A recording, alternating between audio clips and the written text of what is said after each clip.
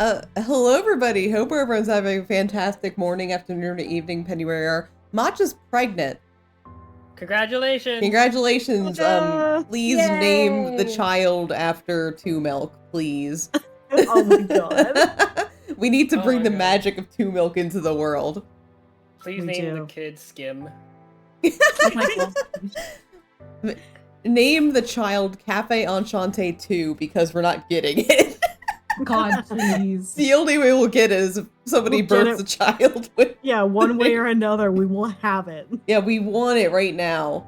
So yeah, because Matcha's pregnant and is dealing with the struggles of being a parent,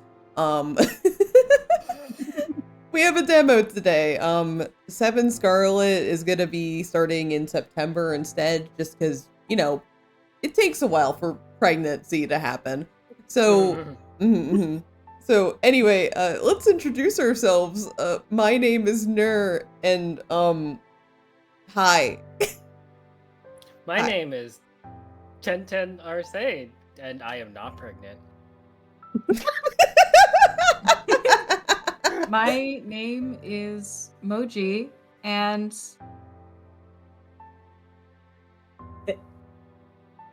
Oh. Okay. Oh. Oh. My name's Brevi, and also. Okay. Oh.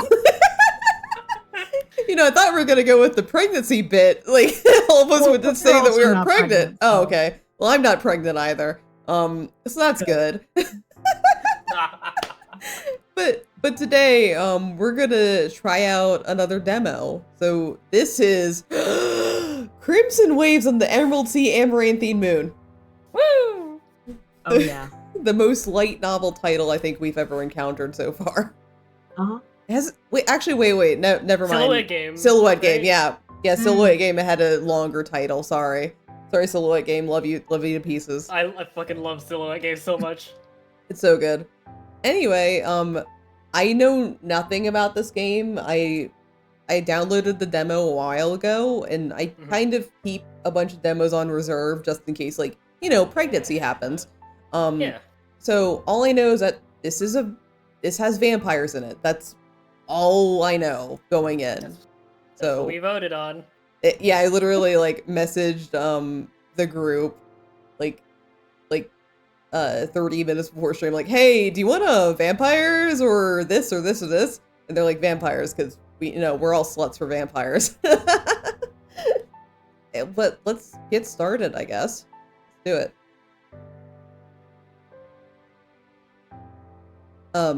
I've always wondered how slow time feels for adult vampires. Oh boy.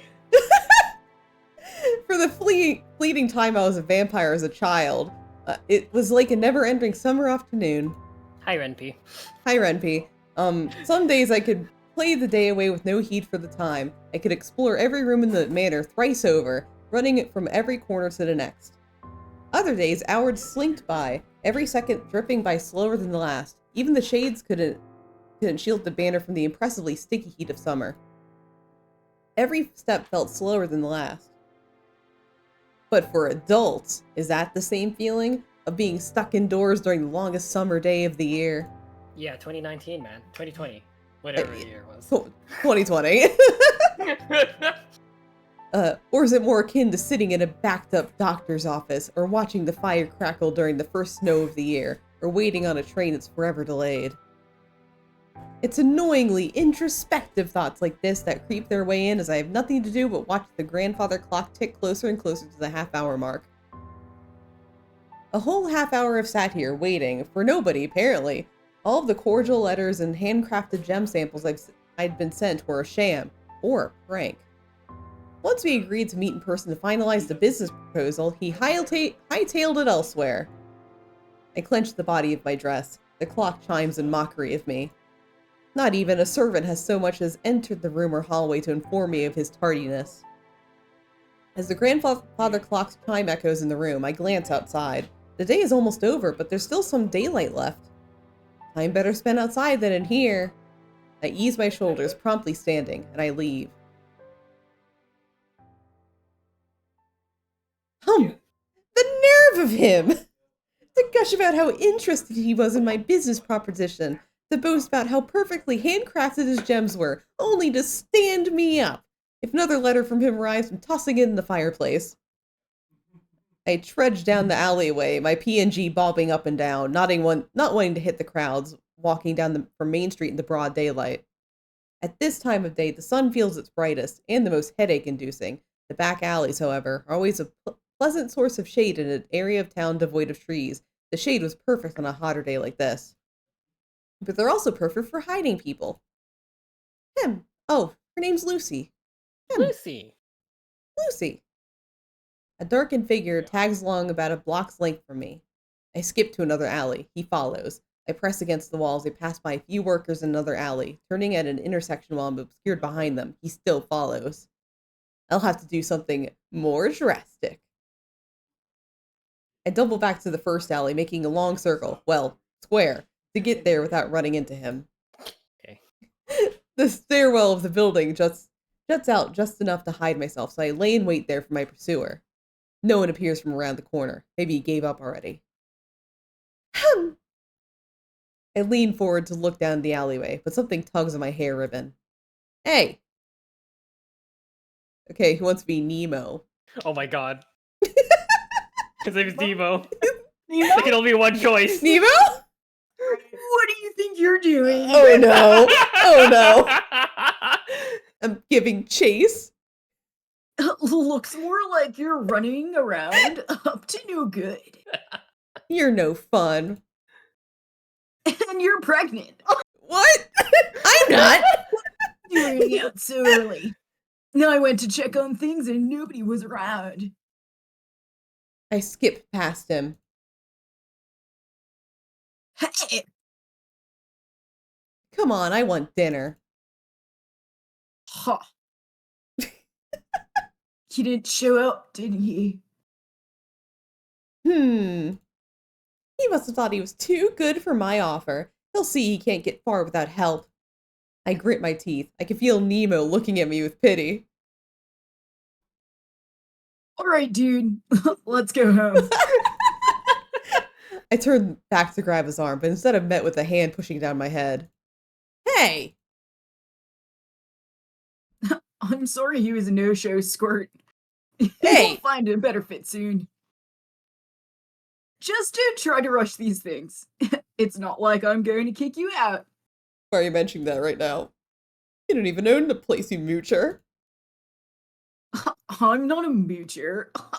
What's his is mine, and that's how marriage goes. You're I'm married? fucking married. What? You're And married? You're pregnant. What? For someone who avoided commitment like the boogeyman, he sure is bragging about it a lot now. Now come on. Let's go home to my husband. He lends me an arm, leading us out of the alley.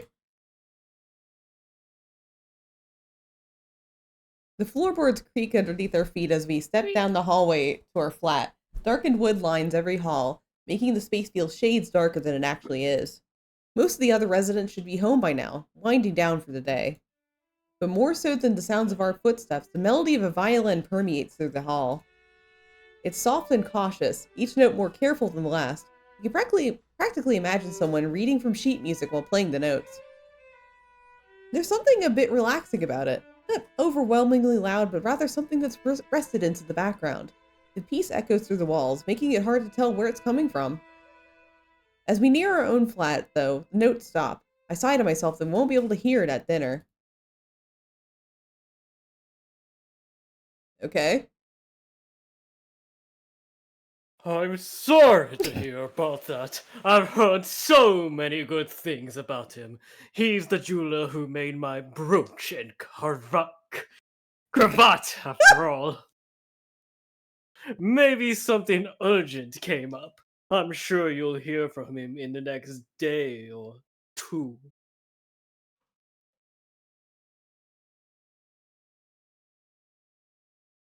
How dare he, sending all those buttery letters only to stand you up? You act like it was a marriage proposal. Like my husband. It's a serious crime, that's what it is? Like, it's not that either. It is, though. It's a nuisance. I stab the pork chop on my plate. They're suddenly more interested in eating their own meals. The food is rather good, thanks partially to the cooking classes Ambrose is taking, but it just doesn't sit well with me. Not tonight. I eat quickly, leaving a little under half of it still on the plate before heading up to my room. Tick tock, tick tock. Love that song from Kesha. Love her. On the climb. Party don't stop. Moonlight sinks through the blinds across the floor bars tonight. It bounces off the mirror just right to hit my eyes. Huh? I must have fallen asleep right after dinner. I don't usually take naps so late in the day. I push myself up from the bed, rubbing my eyes. It may be nighttime now, but I don't think I was asleep for very long. I can hear noises from the other room, so Nemo and Ambrose are still awake. Something on my nightstand glints out of the corner of my eye. It's a bottle of pills. A modern marvel of medicine to some and an expensive hoax to others, emeralds refined to the size of a pill have been found to be a cure for vampirism, effectively negating a vampire's heightened abilities and their dependencies on blood. Huh. That's where the emeralds came from. At just the right size, they can be digested and dissolved into a person's body. Any larger and they can be poisonous to vampires who are weak to precious gems. Taking pills regularly can turn any person, no matter how long they've been a vampire, back into a human. Period dash, but only if they keep on up the intake on a regular basis. While they're not a perfect cure and are rather expensive to acquire at a small scale, they are an effective one.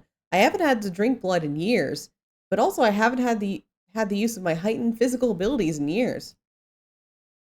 Look, I don't care what. Oh, That's shit. Nemo. Nope. That's Nemo. Ooh, look. I'm speaking here. Oh, sorry, Nemo. Husband. I'm Look, not your I don't husband. care. You don't know that. What? Yeah, I don't care what you're doing as an adult, but if you want to be a vampire, that's fine. But I want you to wait until you're old enough to make that decision before all of your friends start aging faster than you, dude. I'm turning 18 this month. I'm old enough to make my own decisions. I don't need my brother to keep looking after me. By the way, Nemo, you're my brother. Oh shit! Okay. Oh! Dear God. Jeez, this is Well, well, I have a feeling this could affect some things. Oh, you think? Oh, Ooh. Penton. So as Knuckles would say, Master Emerald, baby, take the pill. Take the bill. I for screw up Knuckles. I screw up the top and drop a tiny emerald pill into my palm. It's small enough to go inside a ring. Instead, I pop it into my mouth. I may have been a vampire for a brief time. I may have been a vampire for a brief time as a vampire, but I'm fine staying human for a little while longer. I'm not ready to age slower than anyone else just yet. I take one last glance at the bottle as I stand. There are many people still skeptical about the treatment, but Mr. Douglas is fascinated by it. Precious gems have long been a dangerous poison for vampires despite their staying power and ornate jewelry. The thought of using them for medicinal purposes rather than for looks or for harm intrigued him. Or so I thought. Him standing me up today was the final nail in the coffin. Boom!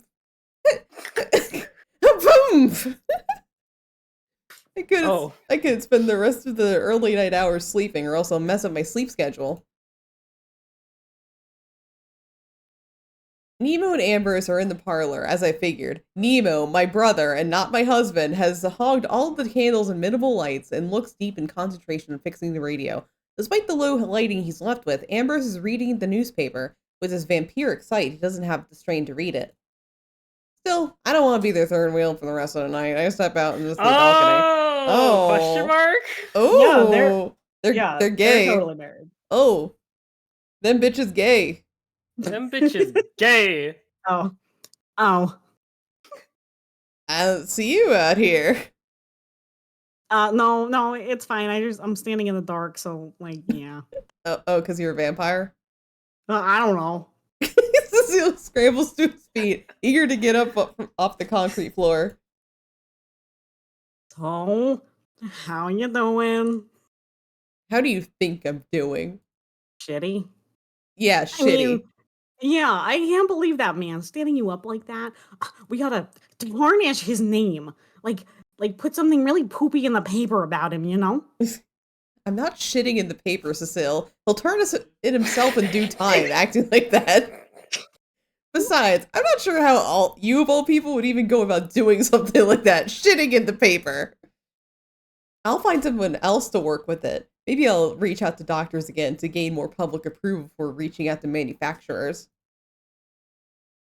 I mean, it's not really that complicated, but anyway, I'm sure you can, Lucy. And besides, you can always make Nemo chase after new leads. I Your think he, brother, you know?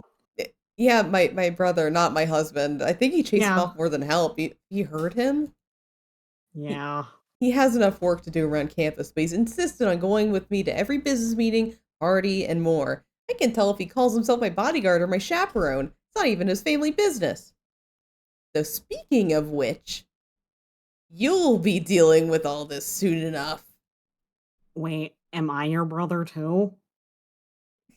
Do you think your family has never has to renegotiate anything? That their mining privileges are set in stone, that their workers never ask for pay increases or more benefits, that their merchant deals are lifelong? Soon you'll be going, "Oh, Lucy, how did you handle all this? You're so brave to start so young." I already say that. He huffs, turning back to the night sky, brooding. Ha. For the past few years, he's had little contact with his parents. No more than greeting cards and letters he's forced to write them just to show he's alive. Instead of living at their manor several hours away by train, he's lived here to attend school at the kindness of Ambrose.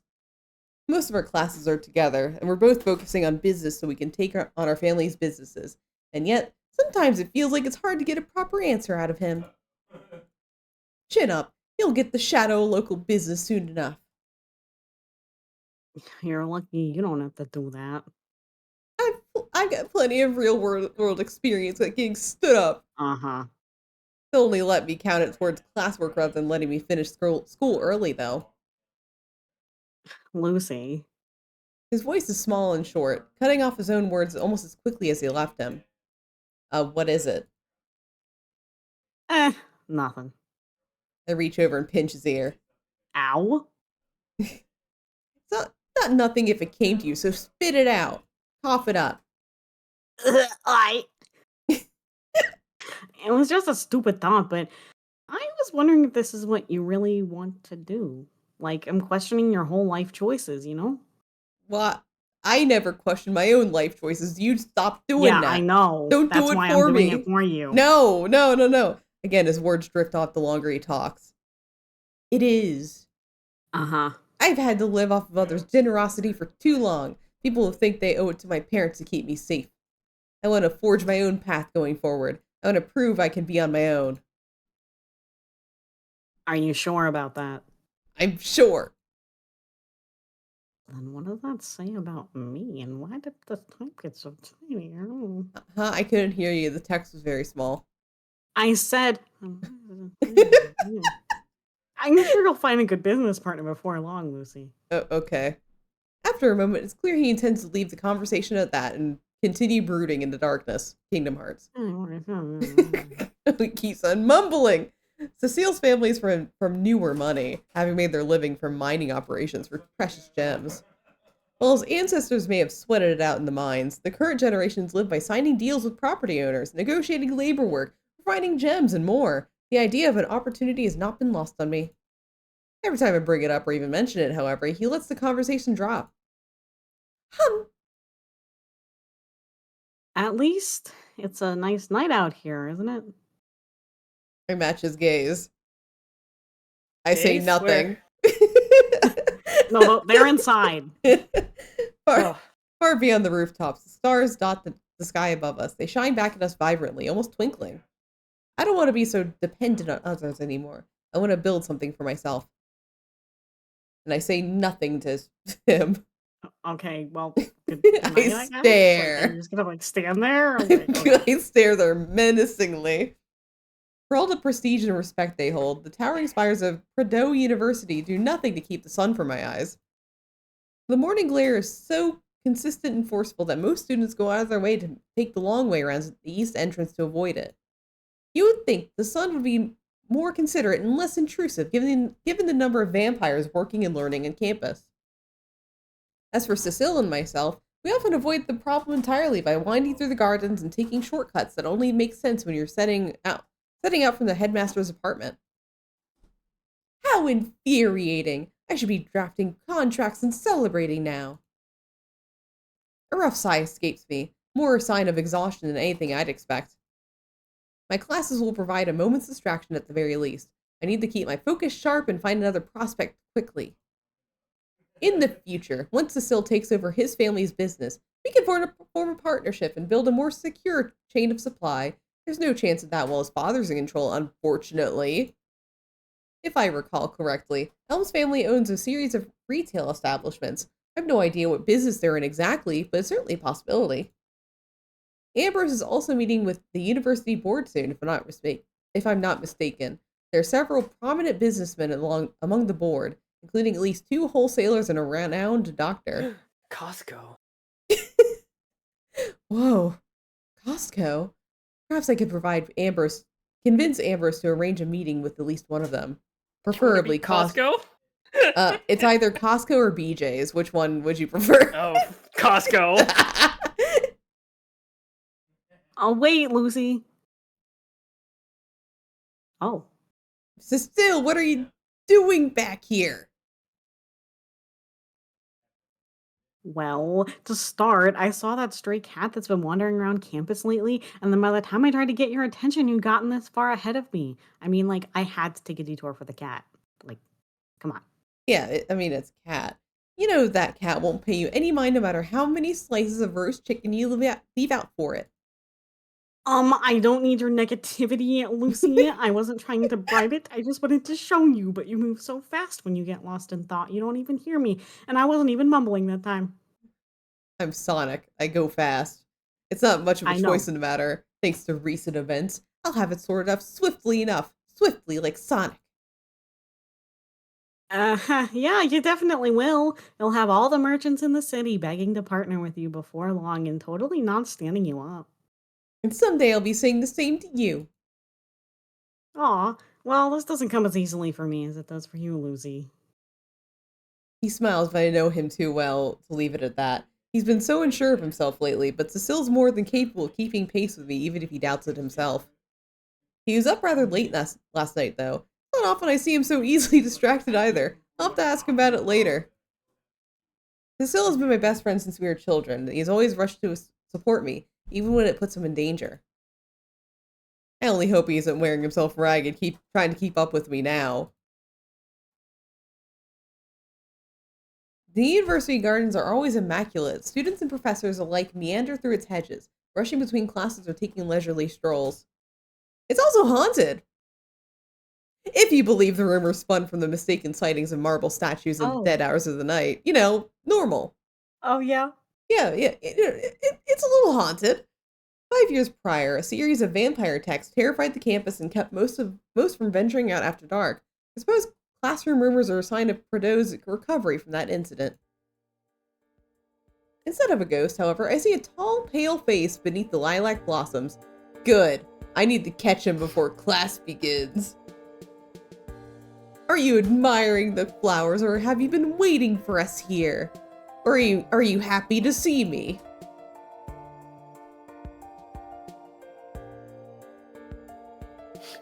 Must be Elm. Oh, it's you, Lucy. I'm covering you with my paragraphs. Get out of here. I'm sliding over. No! I've shared a class with Elm for half a year now. He saved both Cecile and I countless headaches in that time. For all the expertise and wisdom kept in these hollowed halls, most of our professors are hellbound to explain things in the most obtuse and unreasonable ways imaginable. Elm has a keen talent for translating all their theoretical jargon into a language anyone can grasp. His family has several holdings in retail businesses outlets, like Banana Republic.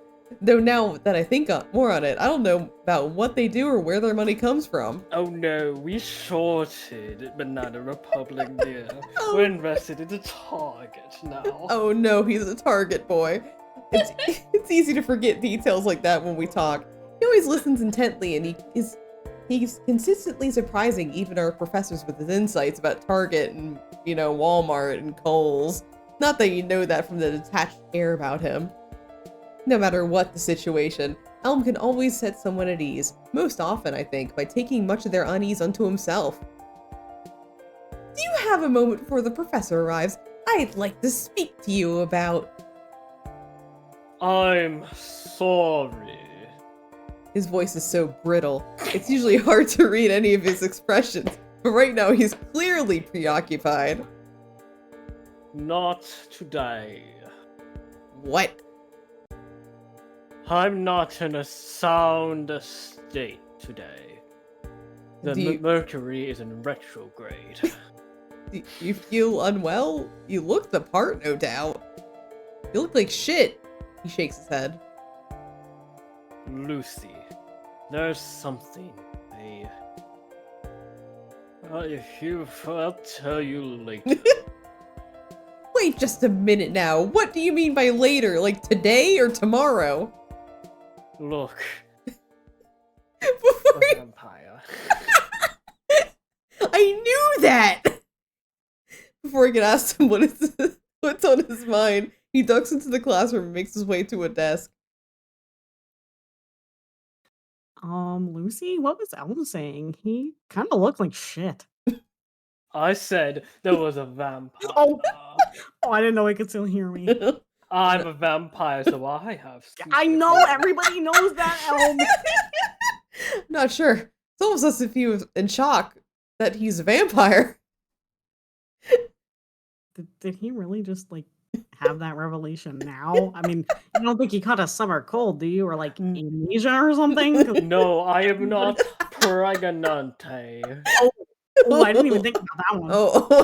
I didn't know. I don't know. It was danger for you, buddy. I almost hope it's as simple as a passing sickness. I've never seen that heaviness in Elm's eyes before. Uh-oh. Maybe he is pregnant. Oh no, Lucy. Oh, anyway, the professor's on her way. Lucy, let's head inside. Yes. Yes. Oh. Elm trudges ahead and sits down in the back corner of the classroom, far from his usual seat near Cecile and I. Damn. I may not get another chance to speak with Elm until after class. Asking about his family business can wait. I won't leave one of my friends languishing like that. Still, I'll admit it's often hard to read his expressions. Maybe it would be a bad idea to press him on anything now if he's feeling unwell. My nose wrinkles, and I force myself to follow along with the professor's droning. Drone. It's an Amazon drone. Finding Elm after class proves more troublesome than anticipated. He excused himself partway through the lecture and never returned, and now I've got not an inkling of where he might be. I doubt he's avoiding me in particular, but it does seem as though he's avoiding everyone, in which case, why would he have come to class today at all? I sigh and pace through the campus gardens, borrowing shade from the hedgerows as I wonder whether I should keep up the search or let Elm be and focus and turn my focus elsewhere. Perhaps I ought to reach out to another jeweler, though if Douglas calls on me again, well, he's had his chance. You're really hung up on this guy, Lucy. He stood me up. Oh, Lucy. Is there another villain in need of reprimand? What? Oh, it's an umbrella. It's a weird looking hat, Ambrose. Hey, Ambrose, why does your hat have a stick attached to it? That's weird. It's called an umbrella. Okay, nothing that drastic. I'll have it all sorted out before long, provided that my brother doesn't fuss over me every step of the way. Talk to your husband.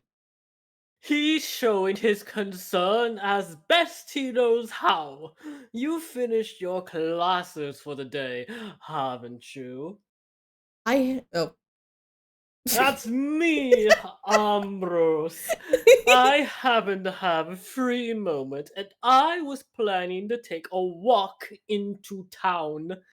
I'd be delighted to have you join me as we promenade. What? You don't watch. The fuck is that show called? Bridgerton. Hey, Ambrose, what the fuck is Bridgerton? Ambrose offers me his elbow and a space beneath his parasol, a gentle but nonetheless insistent invitation. He's far more considerate than his husband. Honestly, Nemo could at least ask before showing up to herd me like a wandering goat. Bah! I take Ambrose's arm and fall into step alongside the headmaster as he walks beneath the universe. He's a headmaster? Wait, I'm sorry. Wait, Wait, sorry, he's wait. the headmaster? Wait, Huh? I heard them say coming from the headmaster's place, but okay. Okay. As he walks beneath the university's grand archway and towards the center of town. I was considering that myself, headmaster, the headmaster of the place I go to. I won't refuse the company, though I can't stay long. You won't have to worry on my account. I've only a few moments to spare before my next meeting with Costco and Sam's Club as well. Fuck BJ's. I've been considerably mild of late. Like BJ's salsa. Though I hear there's a storm coming off from the coast. It's BJ's expanding. No, it's called the tropical storm in Nurse. Perhaps I should ask Nevo to fix the window shutters instead of tending to the loose floorboards in the storage hall. Your last meeting went well, I take it. Was it the entire board of trustees or just a representative from Sam's Club? My Lucy, you're more perceptive than some of the faculty, even though I told you that there was a meeting. Ambrose closes his eyes and smiles softly, which I've come to know is a sign of resignation. I know he would rather we wander aimlessly and take this time to distract ourselves from business, but I can't even let a near possibility slip away. Yes, the board met earlier than usual. That storm I mentioned will make the roads unfit for travel, and many of them have business outside of Laurenburg, Pennsylvania. I don't doubt that you're curious about the manner of business they each maintain, but I can already assure you that they won't be receptive to your ideas. At least, not yet. And how could you know that for certain? I may not have graduated yet, but if any of them have any good sense. You are 17! Yeah, and? It isn't a matter of good sense, Lucy dear. How long have I been 17? This is season 3. Amber sighs as we turn into You're the a busy town. VTuber, Lucy. What? It turns to the busy town square. The sun-battered awnings and ivy-covered eaves. Ivy-covered eaves keeping us in the cool shade. If I thought any of them might be viable business partners or even as simple investors, I would have introduced you already, Lucy. In truth, most of them are keenly interested in the prospect of a cure for vampirism, and their interest hasn't waned over the years, unless you're talking about changing the price on the $1.50 hot dog. That's exactly why I like to speak to them. They're each from well-established and influential families with ties to industry across the region of Pennsylvania, are they not?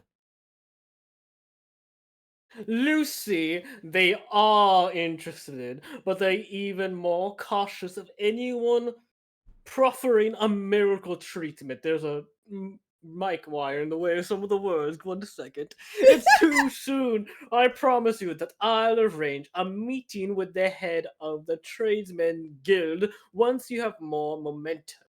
But rushing now would only make them skeptical of your ideas.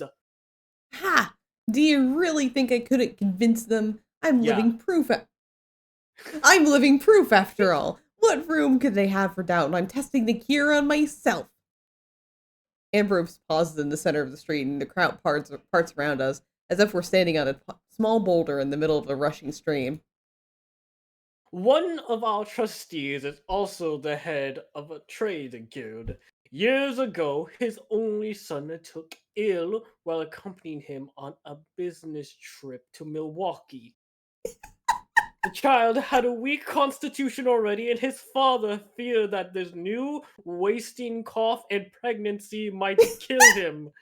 In his desperation, he listened to doctors and healers, apothecaries, and even a few spiritualists who claimed to have divined a prescription through automatic writing. His son's condition worsened, always seeming to improve only for his fever to soar even higher each treatment, Lucy. Desperation drives us to take great risk. Eventually, he agreed to let the surgeon perform an experimental procedure on his son, and the results were not good, Lucy. His son survived, and eventually doctors discovered a tincture that could help treat his condition. Ligma. But that surgery left him without the use of his right hand. Lucy. To this day, the boy's father blames himself for his son's injury, Lucy. Why do you keep on saying my name? Whether you're considering it an unknown disease, an inconvenient blemish, or even something largely beneficial like vampirism.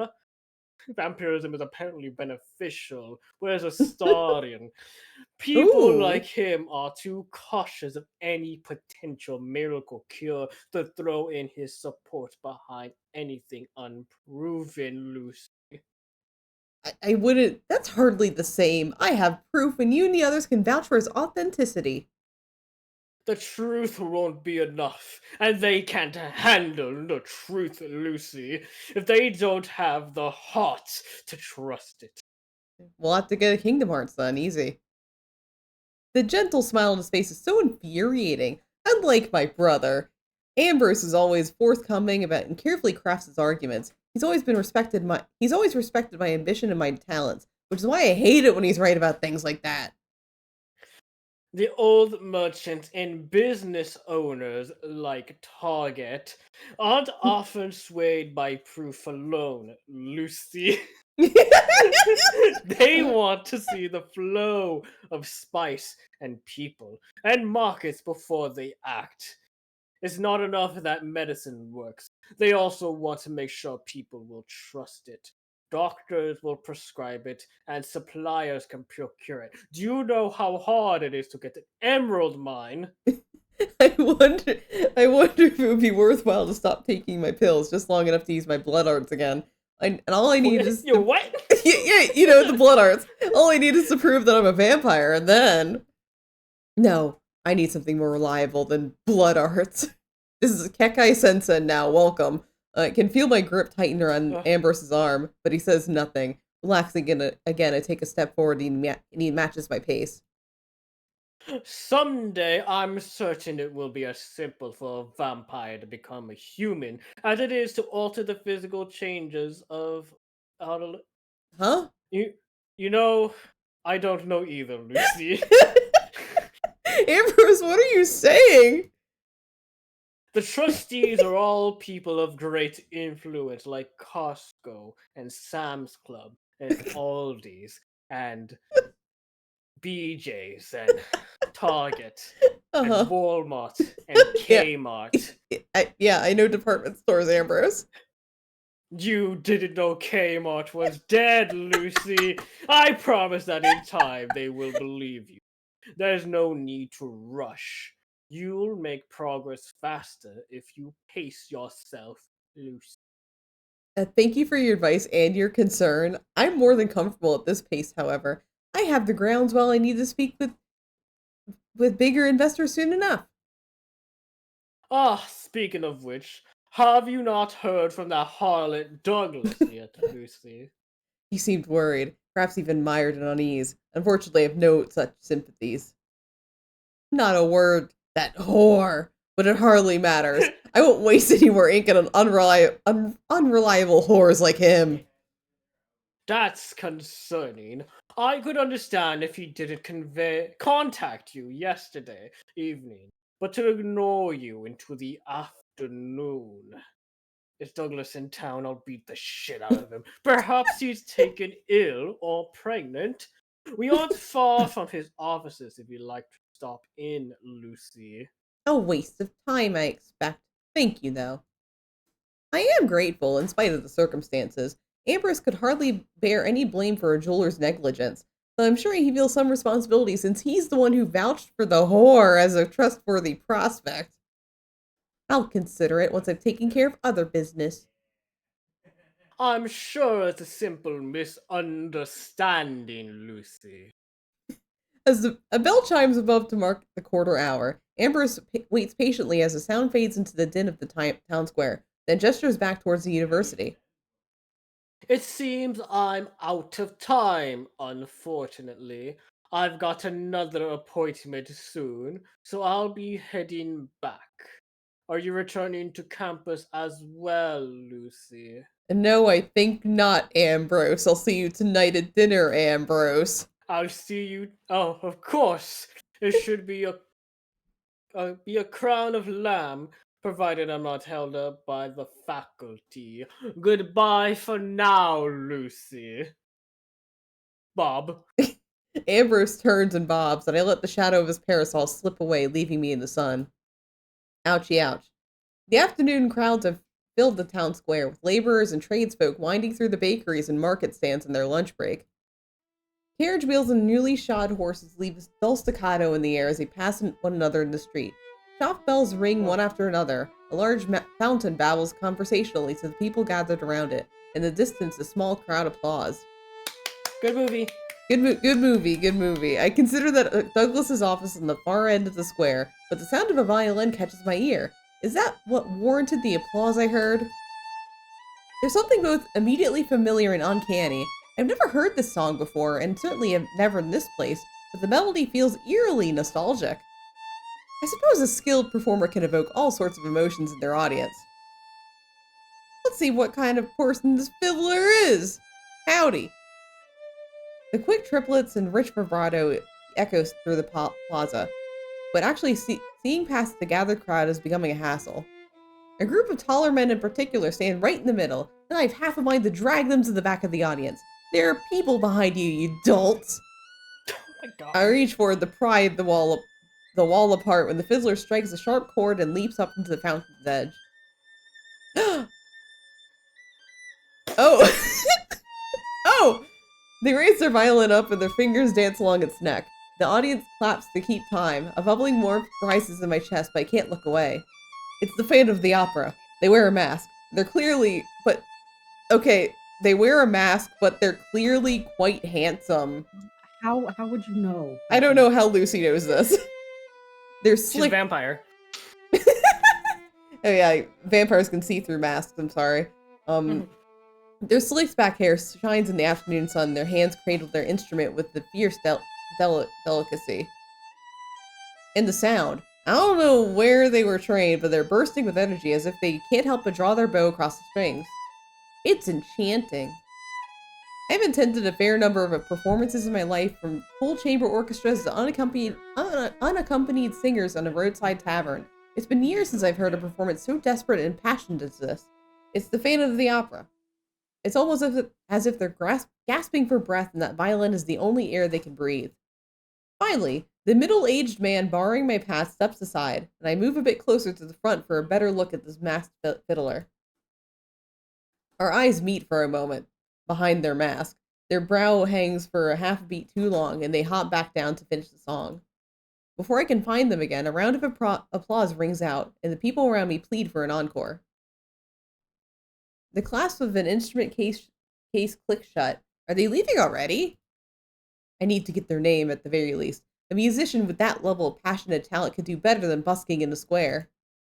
And I wouldn't mind hearing them play privately for me either, wink wonk. Wait! There's no path forward. Eventually the crowd breaks and people start dispersing in a dozen directions. By the time I reach the fountain's edge, the masked fiddler is gone. I sigh to catch my breath. It's likely for the best. I almost let myself get carried off track. Handsome musicians are a hazard in many ways. I wonder what the business prospects are like for agents and representatives of popular performers. Oh no. Aren't you already taking enough work as it is? I'm more capable than when I was a child, Brother Nemo, not my husband. Yeah, sure, Squirt. More capable of running yourself ragged, maybe. I glower at him. And what have you come into town to fetch? Nemo lifts up a bundle of meat wrapped in a butcher's paper. A fucking crown, bro! Come on, I'll walk you back unless you still got business here with some fancy little musician boy. No. Good! I sigh and let my shoulders sink. Let's go then, I'm getting hungry. You know this is for dinner, right? Don't worry, I'm not going to eat your husband's crown. Nemo holds his arm out and I take it as we move through the din of the afternoon traffic. In a short while, we'll be back at the apartment and I'll need to start drafting more inquiries and preparing samples. I'll consider what Ambrose said earlier. If I can secure a reliable supply of gems, then I can prove the treatment's effectiveness more easily. It's time to get an emerald mine. The evening will pass uneventfully, and by week's end, I'll forget all about Douglas's audacity and insult. But that calm, unremarkable future doesn't come to pass. As we wind through the square and emerge from an alley, I catch a glimpse of the building where Douglas keeps his office. 5 police officers are gathered around the open doorway in a huddle while the other officers filter in and out of the narrow hallway. Stray phrases catch my ear. One officer says, "He's been here a few hours," and another says something like, "Already going cold. Found him earlier today, possibly since." Damn! A carriage rumbles past and drowns the rest out of phrase. A chill sweeps over me and my feet pull me towards the ominous chatter. No reassurance or comfort are waiting for me in that office, much less in overhearing the officers outside. Even so, I walk closer. A rush of foot traffic floods into the street as passengers head for the train platform. In the chaos, it's easy to slip away and duck behind an oncoming carriage before Nemo can even notice I've gone.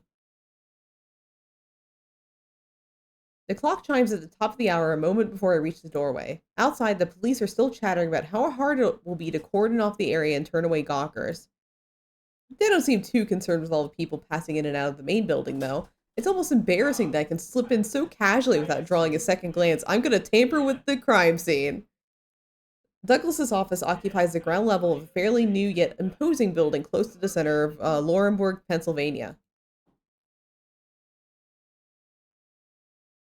Who wants to be the mystery person? See if the neighbors have heard anything first and then finish documenting the scene. I hear an officer's voice coming from an open doorway to my left. He continues, but I can't follow his words anymore. My eyes fall into a prone, rigid form draped across a sofa near the back of the room. One of the officers stepped aside, and the face of a corpse stares back at me with the gaunt and glassy eyes. The officer's chatter confirms my fear. The man I was supposed to meet yesterday evening is lying dead in his office with blood caked around his lips and staining his tie. Yeah, he's like really fucking dead, man. Is someone there? Hey, clear out. This is a crime scene, man. No gawkers, get out of here. My legs move before I can think clearly. Douglas is dead? How? A test of your When? reflexes! Oh god, Xenos is here. The nearest doorknob is already in my hand. Good, it's unlocked. My shin slams into a low table and I tumble backward into an armchair. The sunlight stings my eyes, as if I hadn't suffered insult enough, and then my vision adjusts. I often felt the unnerving sensation of reliving memories in a dream. It's never happened to me in the waking world, though. A grandfather clock's chime echoes through the room. I glance outside and the sun is still high above the rooftops. I clench the hem of my dress. I'm back in the same seat I occupied yet less than a day ago, waiting to finalize a business deal with a man now lying dead less than a dozen feet away. My mind swirls and my memories fray. Was Douglas already dead by the time I arrived last night? Did he die while I waited here, never realizing? On the way in, I saw 5 coppers and inside 3, maybe 4 others. My breath catches in my throat. Natural deaths, no matter how tragic, won't draw this level of scrutiny. Murder. I'd like to be overreaching and leaping to unreasonable conclusions, but I can still recall the odd figure I chased through the alleyways last night. Did they see me? Did they know I was here? Was Douglas being killed as I sat in this chair? Stray syllables leak out of the neighboring room. I can't hear anything complete. If I press my ear to the wall, though... Who dare? I tear my face away from the wall and grip the arms of the chair so firmly that my nails nearly rip the hot upholstery.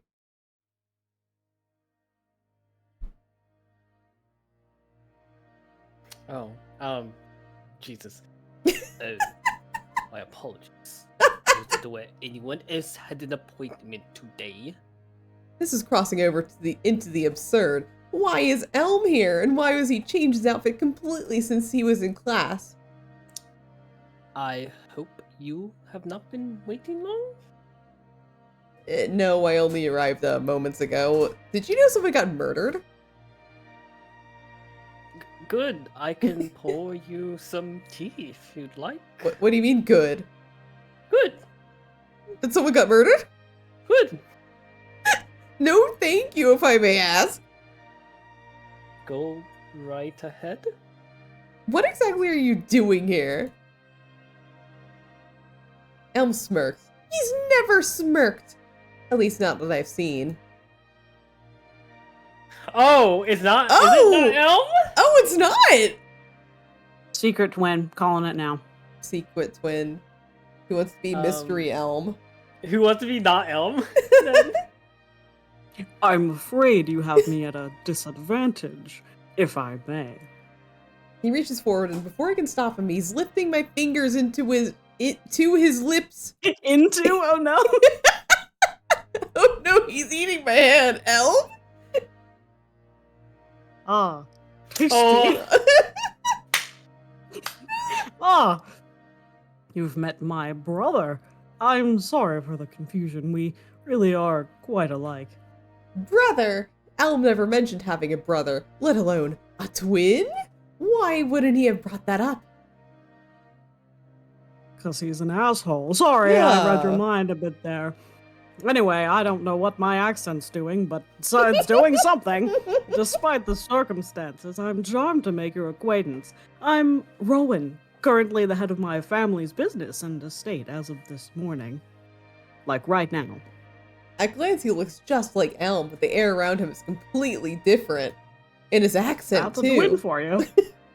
From the slight smirk tugging at his lips to the confidence in his posture, he holds himself with incredible assertiveness and poise. I allow him to take my hand in greeting, but I can barely keep track of what he says. Elm is his brother? Mr. Douglas was their father?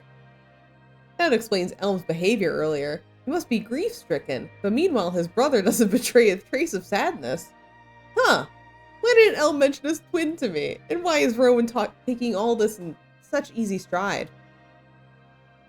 Pleased to meet you, Rowan. My name is Lucy, and I'm sorry for your loss. Oh, it's unfortunate, yes, but I fucking hated the dude. Anyway, I've already had time to grieve. It was yesterday. Well, sure. More importantly, I've been settling my father's outstanding business, and I do hope you're still interested in pursuing our options together. You know, you and me. At that, he closes his hands around mine and flashes a reckless grin. Oh, How reckless. brazen! I can see he takes after his father and that- What? What? What? Excuse me? The Whoa! harlot! Oh No! no! Ambrose won't like this. Ambrose will remember this. I'm relieved you came by. I saw one of your recent letters among my father's papers, and I wanted to apologize in person. And to hear your proposal about, you know, certain things. About what? You know, You know, proposal business? stuff. Business. Yeah. Target. Mm-hmm. Yeah, it's for Target. But I thought it was for Walmart. Oh, this is a little awkward. I'm relieved to hear it, though, about your father. Rowan shakes his head, sullen but not unsettled. My father put his work first at all times, even to the detriment of his health. He kept unreasonable hours and regularly worked himself to the point of exhaustion at his desk. So, in a way, I've been expecting this to happen almost every day for years. I just Uh, thought I'd walk in and just be like, at his desk. Isn't uh, that funny? no, it isn't. Oh, I thought it was funny. The coppers think there may have been something more to it, but I think he was always in the greatest danger from himself. Uh-huh. I mean, even so, you have my sympathies? He I died don't need them, yesterday. thanks. Oh, a writhing, coiling knot rises into my stomach.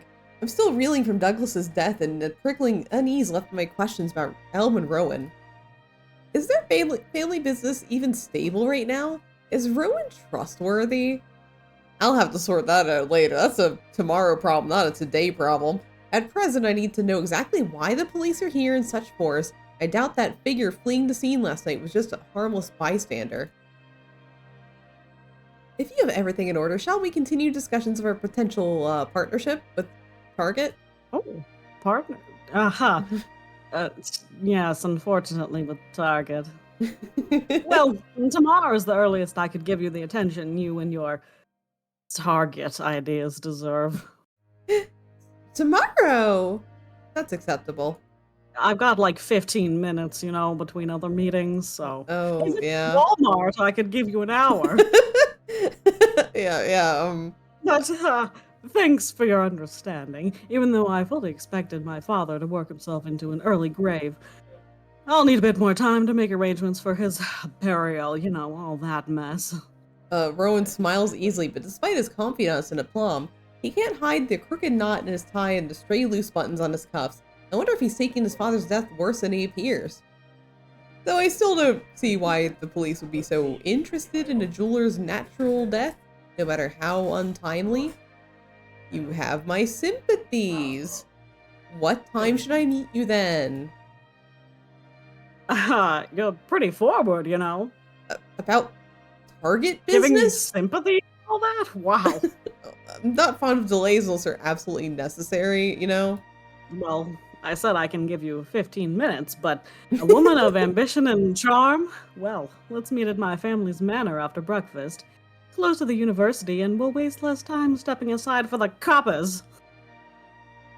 Are we like from... What era are we I don't- from?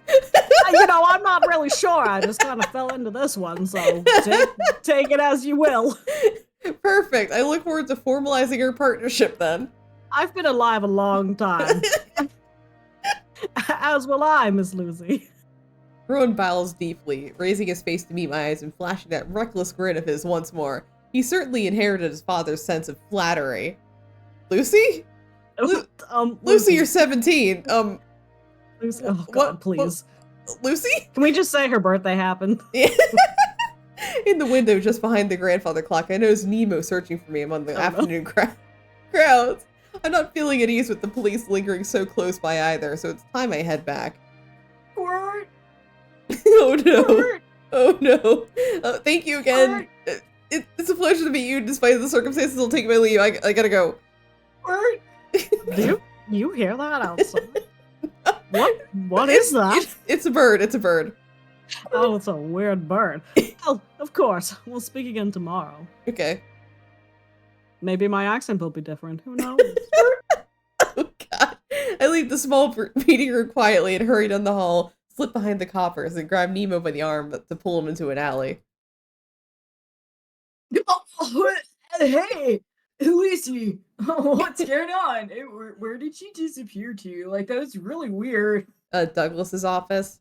What the fuck? And like, you couldn't have just told me, like, you were going over there? There were cops over there, dude. We don't trust cops. We don't call them cops, we call them coppers here. Something caught my attention. In fact, the whole affair might be more involved than I anticipated. Nemo can be overprotective at times, but he knows when to listen, and he's fairly good at it when the mood strikes him. And so he listens as I tell him everything I saw, the condition of Douglas's body, the figure I chased the night before, Rowan's sudden appearance, and the murmurs I heard from the police.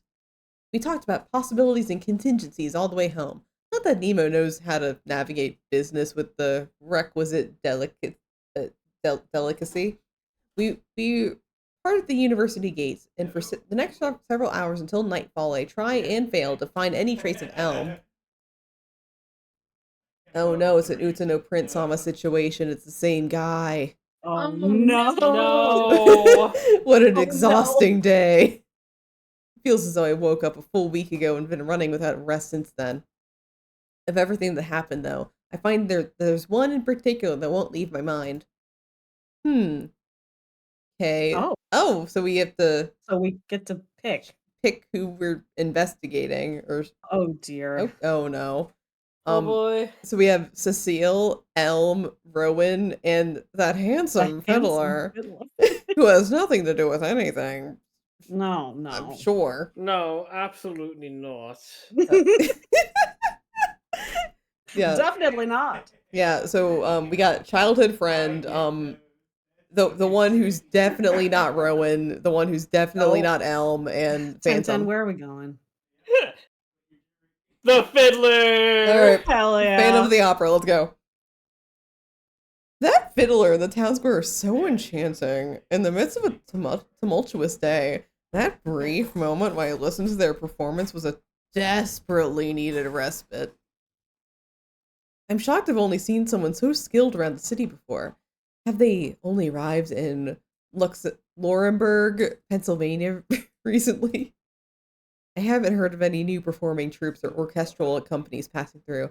I suppose they could be a lone traveler, though. That mask they wear isn't common either. I wonder if... No, that's enough. I can't while away the night daydreaming about handsome musicians. For heaven's sake. If I'm fortunate, perhaps I'll hear their music again. For now, though, I should rest and recover from today's events. Thinking any further will only tie my brain into knots, and I've not the time to untangle that. And more than that, even though these thoughts can't keep the ghastly image of Douglas's lifeless face from intruding into my memory. You know, I saw a dead body today, too. I may have trauma from that. Sleep will help. Yeah, I'll sleep, and I can only hope that tomorrow's a calmer day. Oh shit, it's already done. Oh my god. I really like this. It's really charming. I'm really into it. Yeah, It's charming. Well, I mean, I have 2 other demos. So yeah, bring it up. Let's do Bring it. it up. It's Okay. only 9:13. Literally only 9:13. That was really cute, Another though. one. Another for one. gift. Another one. Another one. Okay. Lucy. So let me close that out. I want you to know Yeah. when I was doing Ambrose's voice, I was literally like laying down like if some fucking posh dude eating Oh my grapes. god. Yeah. So this is good. This is on Steam, so after stream I will be linking it. But it's very cute. Very charming. Yeah, I really yeah. Yeah. All right. Yeah. So let me put that away on OBS. Okay, so we have 2 choices right now. We have the one about death and the one about demons.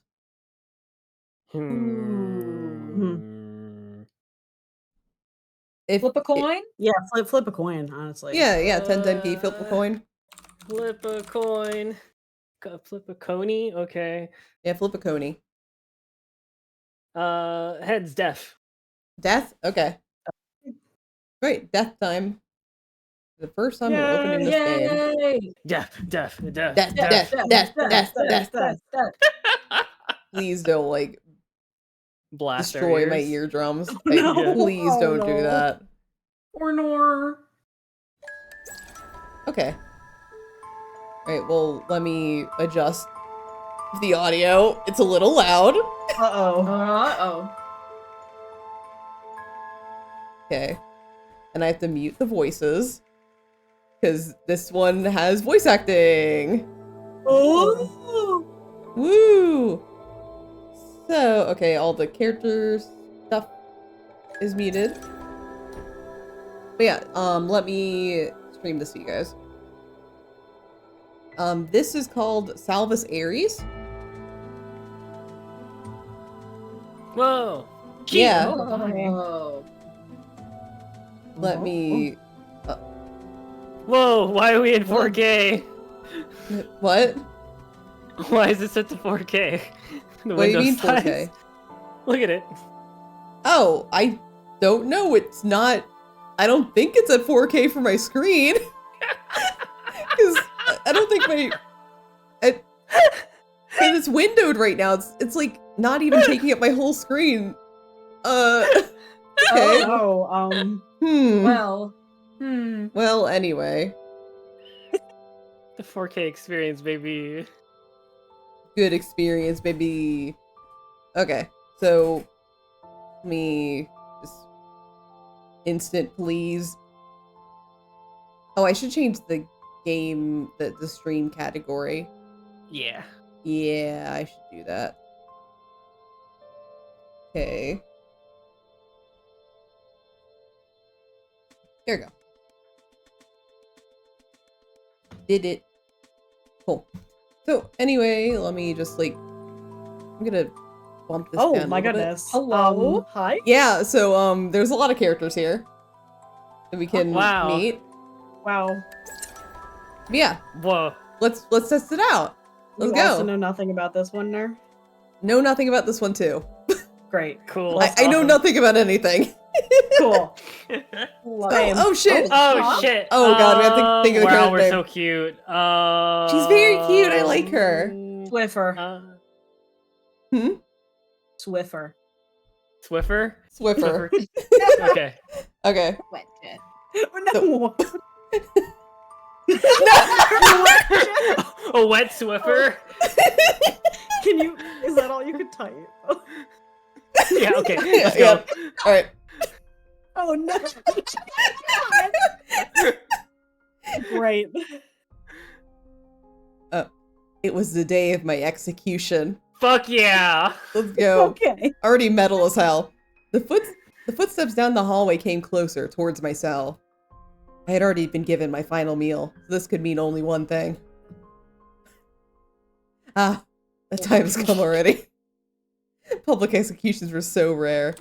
Though the gruesome affairs had once entertained the masses in the past, no longer were they welcomed. Or so I thought. Perhaps I was a special exception. Since I was a woman that was particularly loathsome, especially despicable. At least, that's what I've led everyone to believe, unintentionally or otherwise. I had been the target of much hatred even before I laid claim to the ruthless deeds that had left this town torn apart. To be fair, they saw me as the culprit and all this was deserved. I can't say my hands were entirely clean either. Even if I did not turn myself in, though, the result mayhaps would have been the same. At least, this way I could. Oh no. Miss Swiffer. The guard greeted me grimly. One of the few people that still treated me respectfully. My one friend here. Can we I thought- fuck the guard? I don't know. Is that an option? I don't think so. Down. Wow. I- That's really exciting for me. I'm sorry, dude. I have to die. Oh. I thought he would pretend not to know me, but he was one to ask what I wished for my last meal. We had often bantered with each other in town, or what this town was before. It's the perfect day for a beheading, don't you think, best friend? Ma'am. I hope the trash they would throw at me wouldn't smell too bad. Swiffer, it's time to go. His countenance was supposed to be smooth, but pity and resignations were etched into the way his eyebrows furrowed and mouth sagged. In another life, he would be my love interest. He was young, only 17. Actually, never mind. He's a kid. Oh. why did they give such a Never mind. Why did they give such a task for someone so young? Disgust, hatred, happiness. For those who did like me, their eyebrows did not crease, as if expecting this very outcome. The few who did not despise me hated the path I walked on. And those who did were full of glee, the ones that were still alive anyway. I've seen those eyes countless times in the past year, as they warned me to keep my head down and keep quiet. Countless warnings I did not heed. Can you please just look straight ahead, ma'am? You're a little too young for this, aren't you? But like much older than me, so I guess it can't be that bad. But I mean, maybe it is. You're gonna die. What do you mean? I've got a whole 4 years on you. I'm an adult. I tried to lighten the mood, despite the very morbid end that was awaiting me. The crowd's whispers turned to jeers. Oh shit! There's cursing. Oh my goodness. Oh my, filthy bitch. You brought nothing but doom to this town.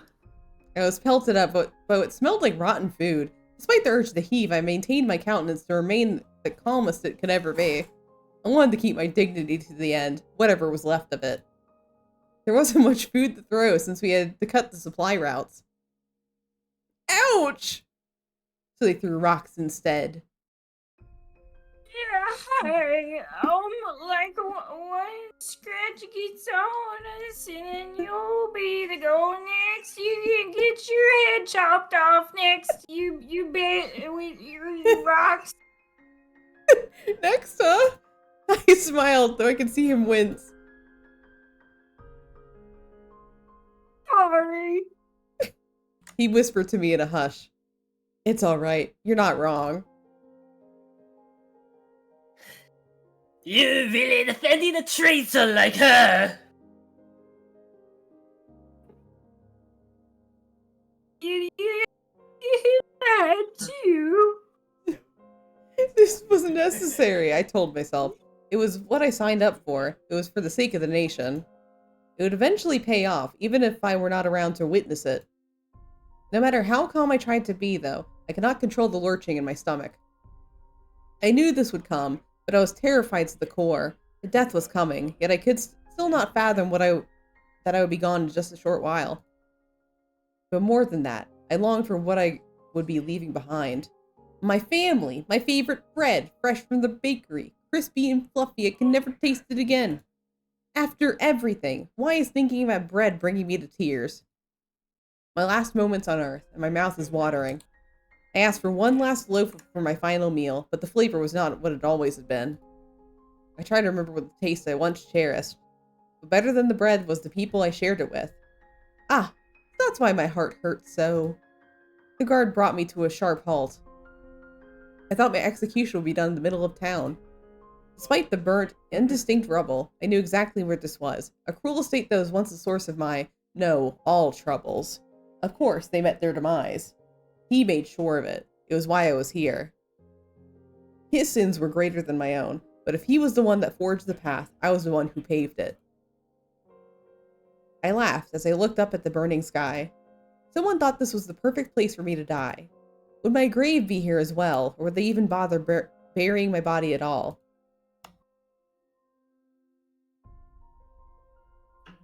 I'm sorry, man. His voice... You're nice, and you got a good taste in bread, but I guess Uh-huh. His voice was barely a whisper. I shook my head. There's nothing he could have done. Thank you, guard. I don't know your name. For being with me at the end. At least my death wouldn't be a lonely one. Someone covered my head with a sack, a final mercy. I didn't have to look at the blade that would take my life. Well, I hope Felix can have some bread tonight. I pray that it is warm. I hope you'll carry on our work and see our dream through. Please don't miss me too much, and forgive me for doing this. The blade swung. After that, it was as though I was trying to study a painting through a net. What a shame, someone so young and bright. More pity. Why did everyone pity me? I knew that was what I was getting into. My head hurt. Well, it's off your... Well, Yeah, it might hurt a little bit. I mean, it would be the neck that hurts, not the head, right? Like, ouchie, ouch. Neck got I mean, it could give sliced. you a headache. I don't know.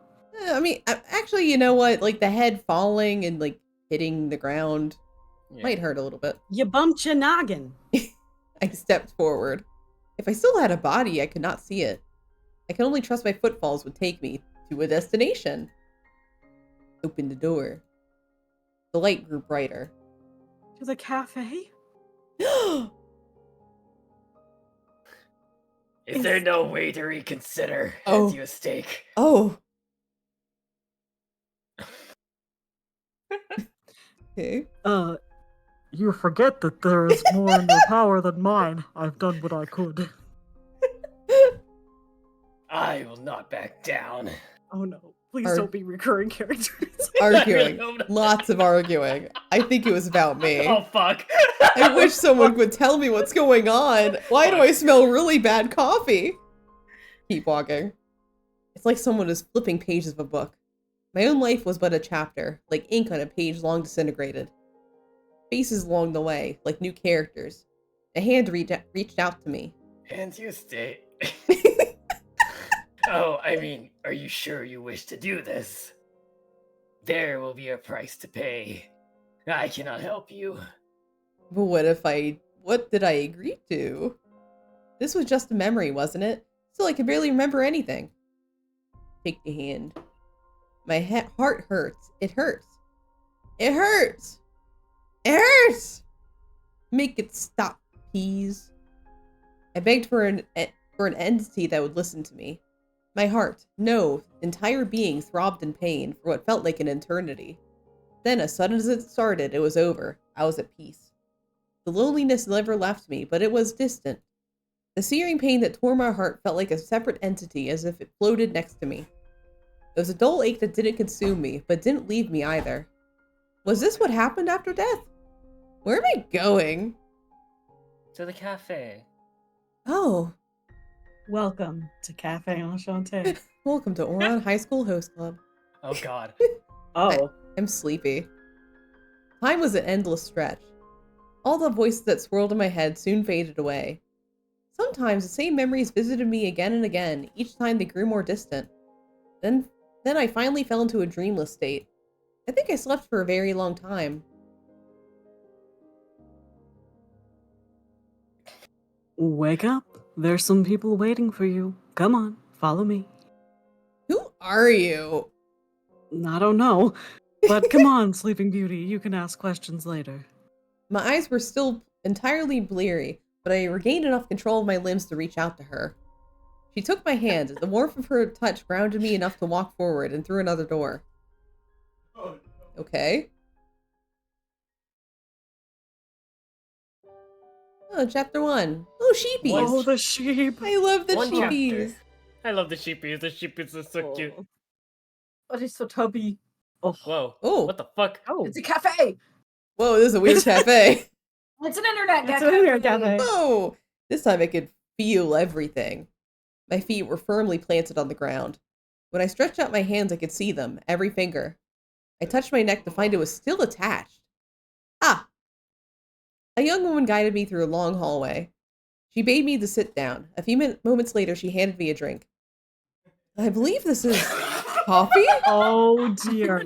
I have mostly drank tea in my life, though. Why is there meat in this? It is sweeter than I remember it. Quite chilly, too. How long has it been since something has passed my lips? Just a few days ago, but it feels like it's been a lifetime.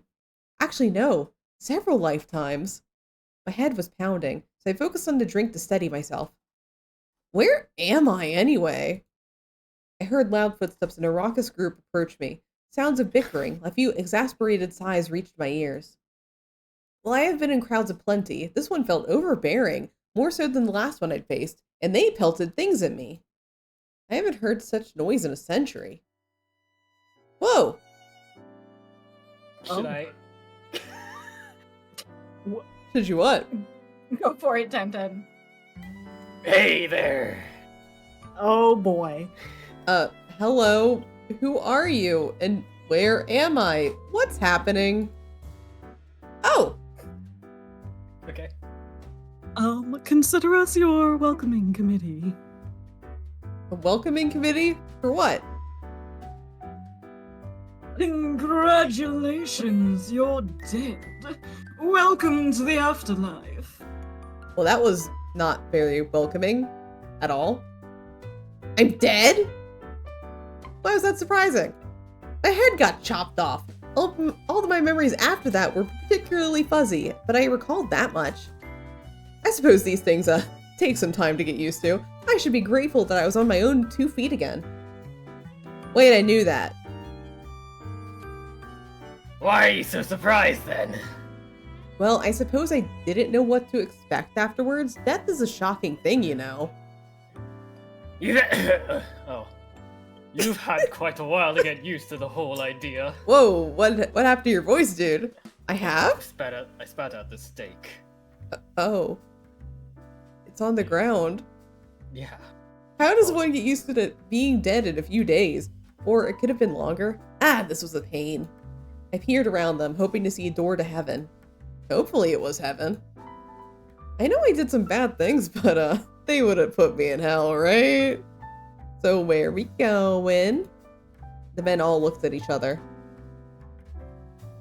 Oh, it's a different character. Oh, it's a new one. Oh. I guess. Do you want to just like keep going in rotation? Yeah. 10-10? Yeah, okay. Which one of you will do the honors? Ugh, Oh no! not me. Whoa! Holy fuck! Yo, he's tall! Whoa! I am not good with these things. Why are you not fitting in frame? I am a very, very tall man. I am not qualified to. I'm too tall to do this. Thanks for your input.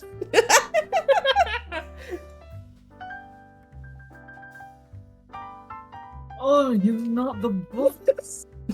Sorry. Mochi is freaking out. Kime pretended not to hear this. Which one is Kime? Oh, that one. Okay. Okay. We're learning. Oh shoot. I keep forgetting the voice. How about we draw straws?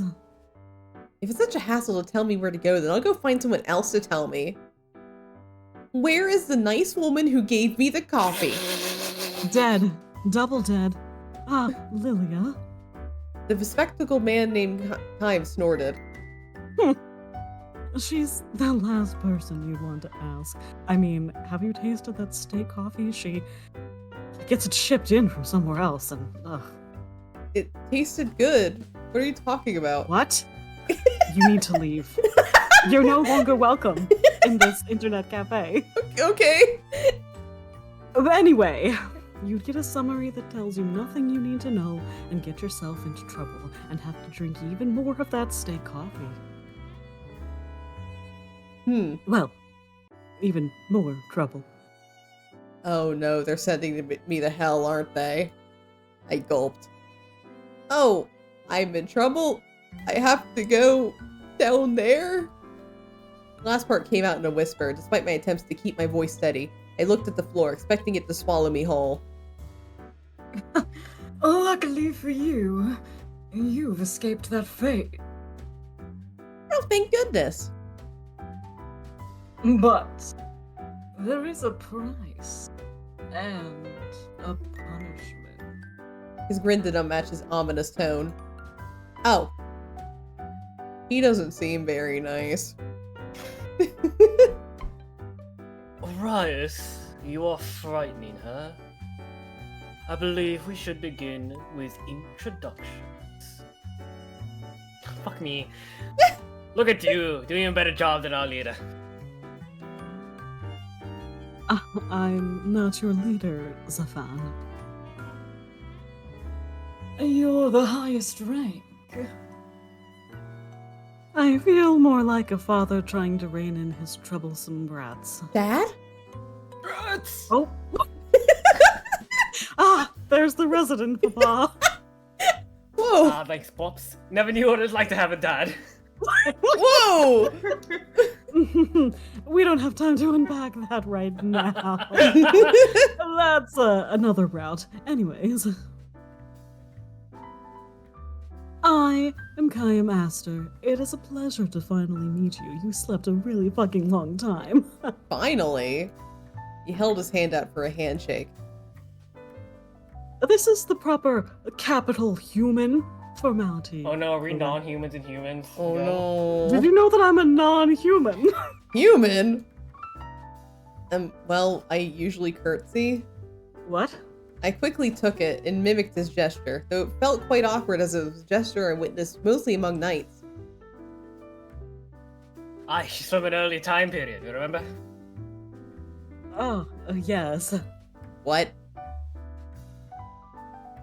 Name's Zafan, up top. He raised a hand. I waved back at him. Well, why the fuck? You're cursed. Don't mess with her already. You just said... Sorry. He interrupted and gave me a smooth wink. With his... Oh, okay. Or is he blinking? was trying to give you a high five. Didn't mean to confuse you. He ruffled my hair and stood back to pass the baton to the next man. I am Valafar. Why are you in frame now? Oh, you're in frame! Hi! Listen, they all moved out of the way, and so now I can fit, okay? He bowed politely and I returned the gesture with a curtsy. Orias. He made no such movements and only nodded at me. Oh my god, he's a God. fucking guitar. Oh my- Total deception. You feeling shy? Oh, hush now. Nice to meet you too. Fuck. I am Sir, an angel. As if to prove it, he floated into the air for a few moments. Okay. Alright. What the show off? Wow, a real angel! Don't tell me you're believing him so easily. I ignored him. Do you have wings and feathers? He hesitated for a moment before answering. Only on special occasions they can get in the way. Wow, I wanna see. Perhaps some other time. Reapers are good, and we have powders too. His tone felt rather petulant. Wait a minute. The human comment from before stuck out. Yeah. You're all reapers? Is it so shocking? We did call you human before. You just believed that man as an angel. Sarah smiled at me serenely. Yeah, well, I mean, I did not have a good answer, so I decided to ignore those statements altogether. So, if you're reapers, are you the ones that brought me to, the other side? Correct, although you have been on the other side for quite a while now. Do you not remember? Again, you slept a really fucking long time. I don't. Was it Lilia who got me? I just came through this door. He's not on screen. Wait, he's not. Oh, That's why it confused me. Thank God we learned the names. yeah. She got you for purgatory, but she doesn't do any reaping herself. You could say she's a bit of a complicated case. Oh? Yeah. A story for another time. Come on, you two, stay on topic. Do you not remember your stay in purgatory? I was in purgatory?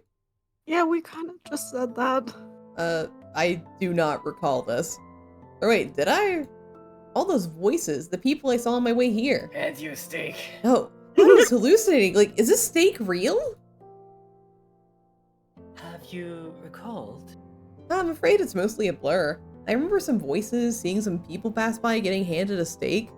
Ah, that's normal. I remember sitting on a bench under a tree, long paths. And I think I talked to people, sometimes. Nothing more specific. No, I'm sorry, I just got the steak. For some reason he seems agitated. I felt bad about having to disappoint him. What got it into you, sir? You are usually the picture of serenity. How about we move to the lounge? We really don't fit on screen here. I don't know if we'll be better in the lounge, but Worth a try, right? He indicated with a jerk of his head at the curious onlookers. Nope, we still don't fit. That's all right. Currently, only overtime workers are at the office, so we have this place to ourselves. What a strange area. Oh god, are we in corporate? Oh no. I walked up to this giant box holding little round objects. What's this? A vending machine. That's where your coffee came from. You put your phone against the black part and you select with these buttons, and it'll give you a drink. There's a. He demonstrated by getting himself a coffee, just like mine. Oh, it's for a steak again. You see, why does it look like your eyes are going to fall out of your head? Sorcery. Witchcraft.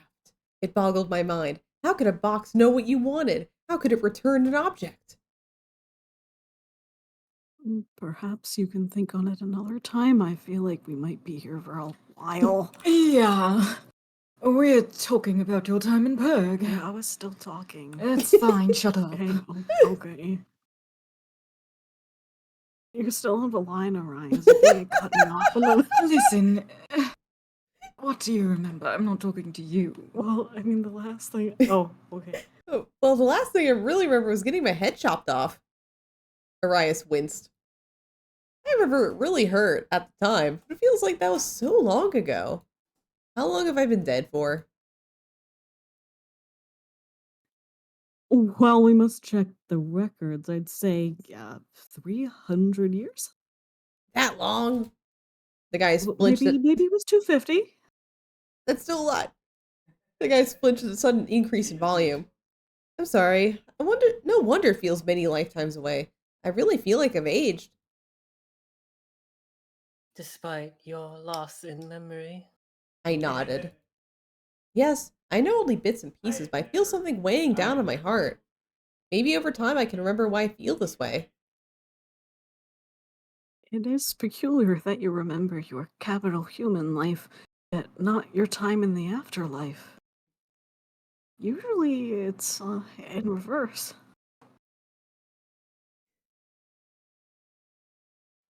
You're just the weird one. Shut Wait, up. are you talking to me or her? Thanks. What do you think? Okay. Now. That simply livens things up all the more. She's old as hell, guys. I suppose it is up to me to explain why you're here, what you must do, and where you shall go. Wait, does that make her a miss? Ooh, you might be right about that. Oh no. I do love a Gosh, I don't know about this, guys. I don't have a kid though. Oh, okay. Well, then never mind. Never mind. Okay. Oh, it doesn't matter to me, darling. Ignore him. You have served most of your sentence in purgatory. However, you are to work indefinitely as a reaper until some conditions are satisfied. What are those conditions?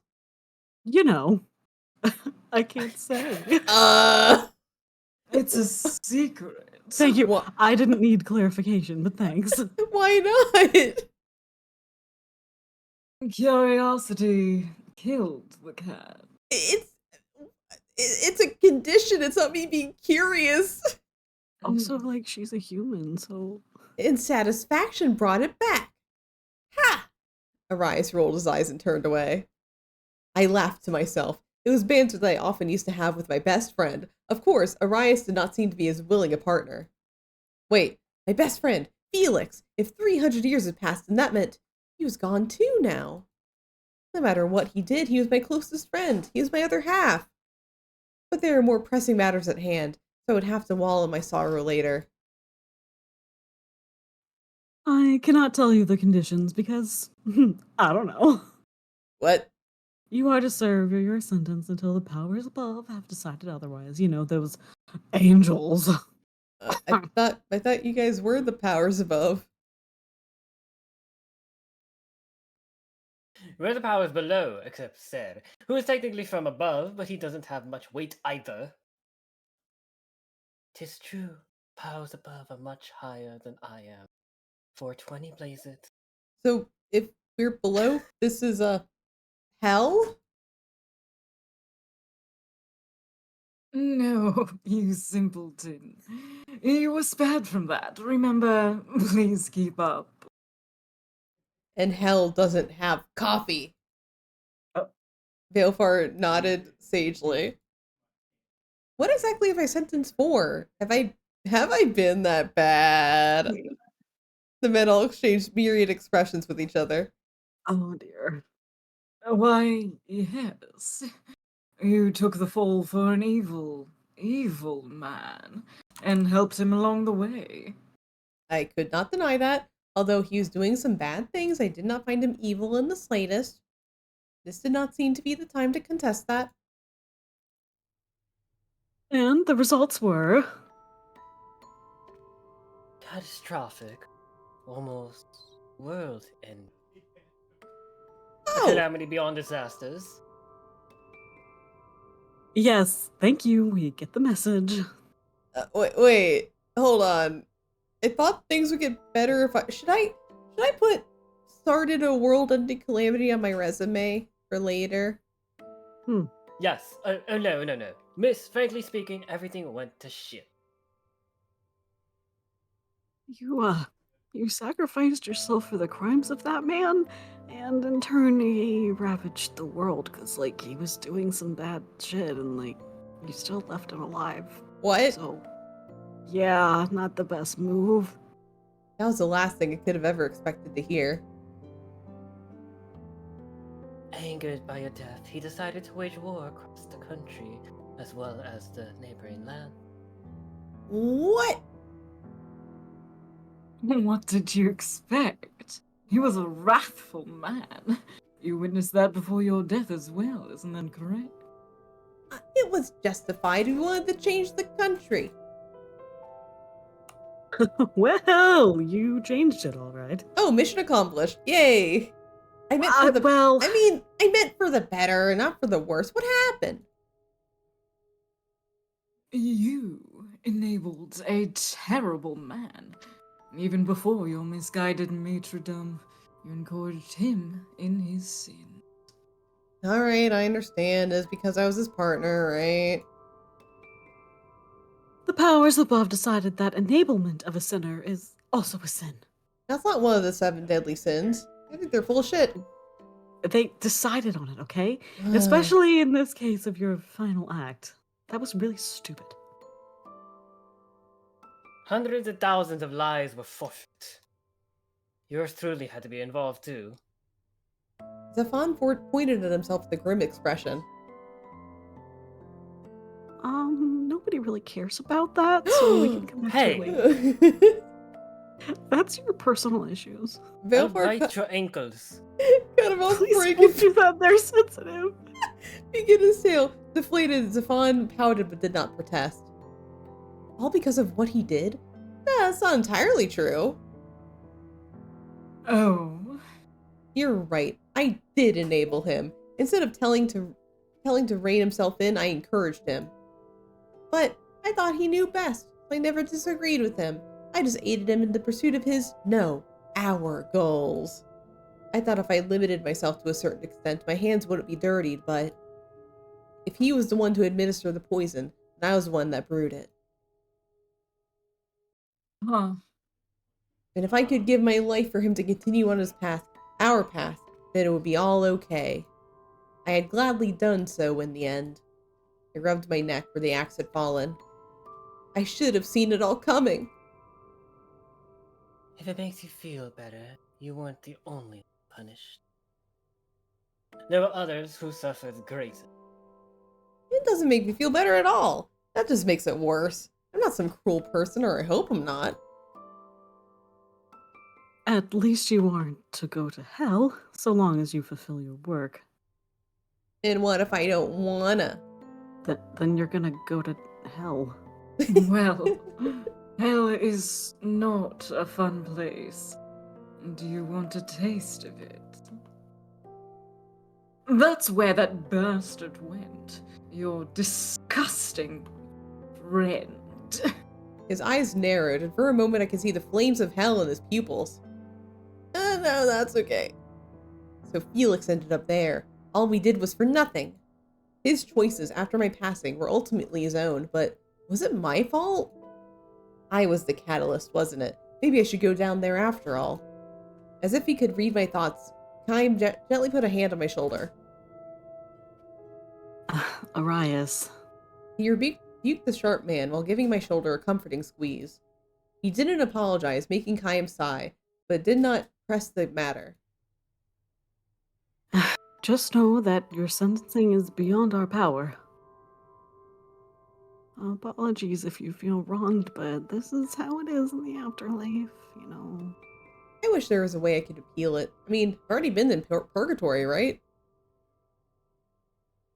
Correct. Although you didn't have too much to purge, so you've been sleeping most of your duration here. There. What do you mean? You've been sleeping. Oh. Yeah, you were asleep. So, What? Well, thanks to you and your friend turned tyrant king, there was a lot on everyone's agendas. So you kind of slipped our radar. Sorry. What's a radar? Oh my god. It's a palindrome. Think of it as something that escaped everyone's notice for now. Man, they really left you sleeping too long. So I was Oh my forgotten. Yeah, pretty much. Our bad. There's an awkward moment of silence, and I could definitely tell there were things they weren't telling me. But in truth, I needed time to process all this. I nodded along as though I understood all they told me, but I felt that it had yet to sink in. I should... Oh, wait. You should get some rest. I think that's me. It was as if he had read my mind. I have powers, you know. What? Yeah, ignore him. We all kind of do. Anyway, yeah, well, you had quite the slumber. I believe you do need some time to think, so you can, go. We set up a cool room just for you.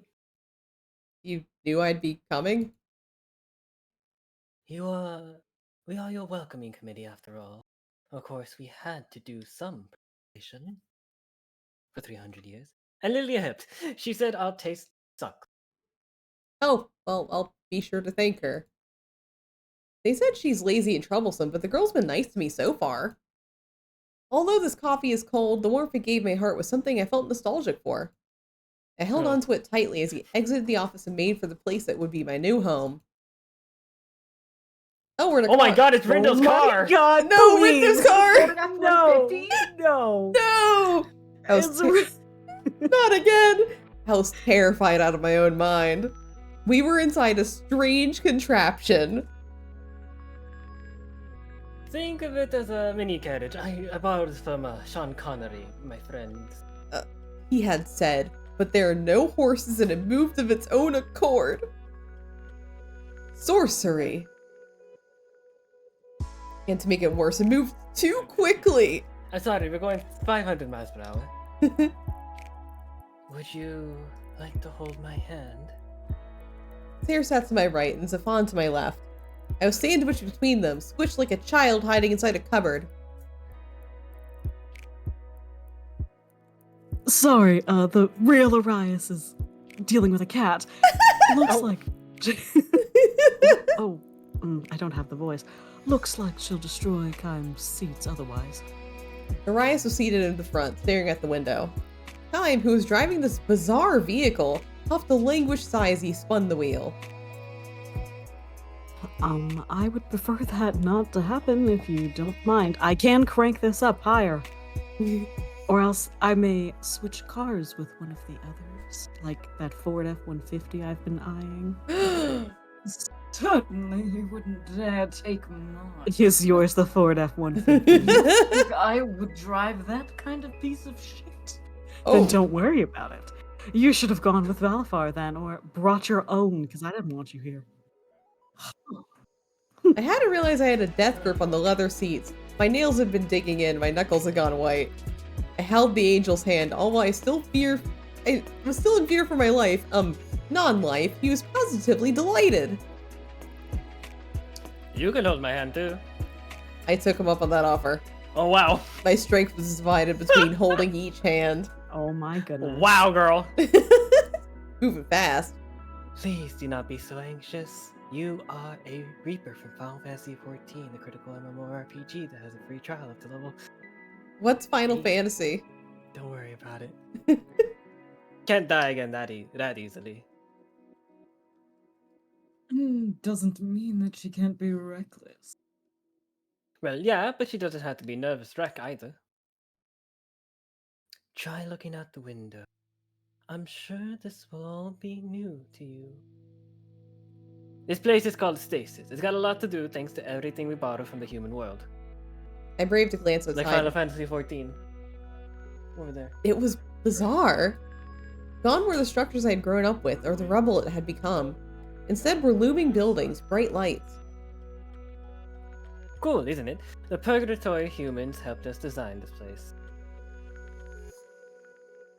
Angels come down here to frolic, so a lot of time is always put into construction. Up where we come from, there's little in entertainment. Though they do make the best alcohol. I had so many questions. The purgatory humans? Purgatory is a place where humans purge their sins before they go to heaven. So am I going to heaven? You are a special case. You stirred up so much trouble that they didn't know what to do with you. And that's why they left you in there for so long. Anyway, so rather than just wandering around in Purg, the ones with skills can just serve their sentences here. Now and then you get humans that work here before going to heaven. Or even down from heaven now and then. Sometimes God visits. He's an organ. Did you know that? What? What? Wait No, a minute. nothing. So I No. didn't have any skills? No, you had 0. What? Anyway, have no, skills. I'm just kidding. That's not the case, but rather you were assessed to be a skillless danger. What? Who am I dangerous to? Yourself and millions of people. Point taken, but I'm not that reckless. Araya scoffed. And I'm here now, aren't I? Yeah, under strict supervision. Our heads are on the line, so please don't mess it up. Eh? Really? Yes. So, don't toe out of line. But she has matured from her stay in Purgatory. You may have forgotten your memories, but do you truly feel like the same person? My soul felt heavier. Things were still foggy, and I barely had time to think here. I think I have changed. I just need to figure it out. Figure out how.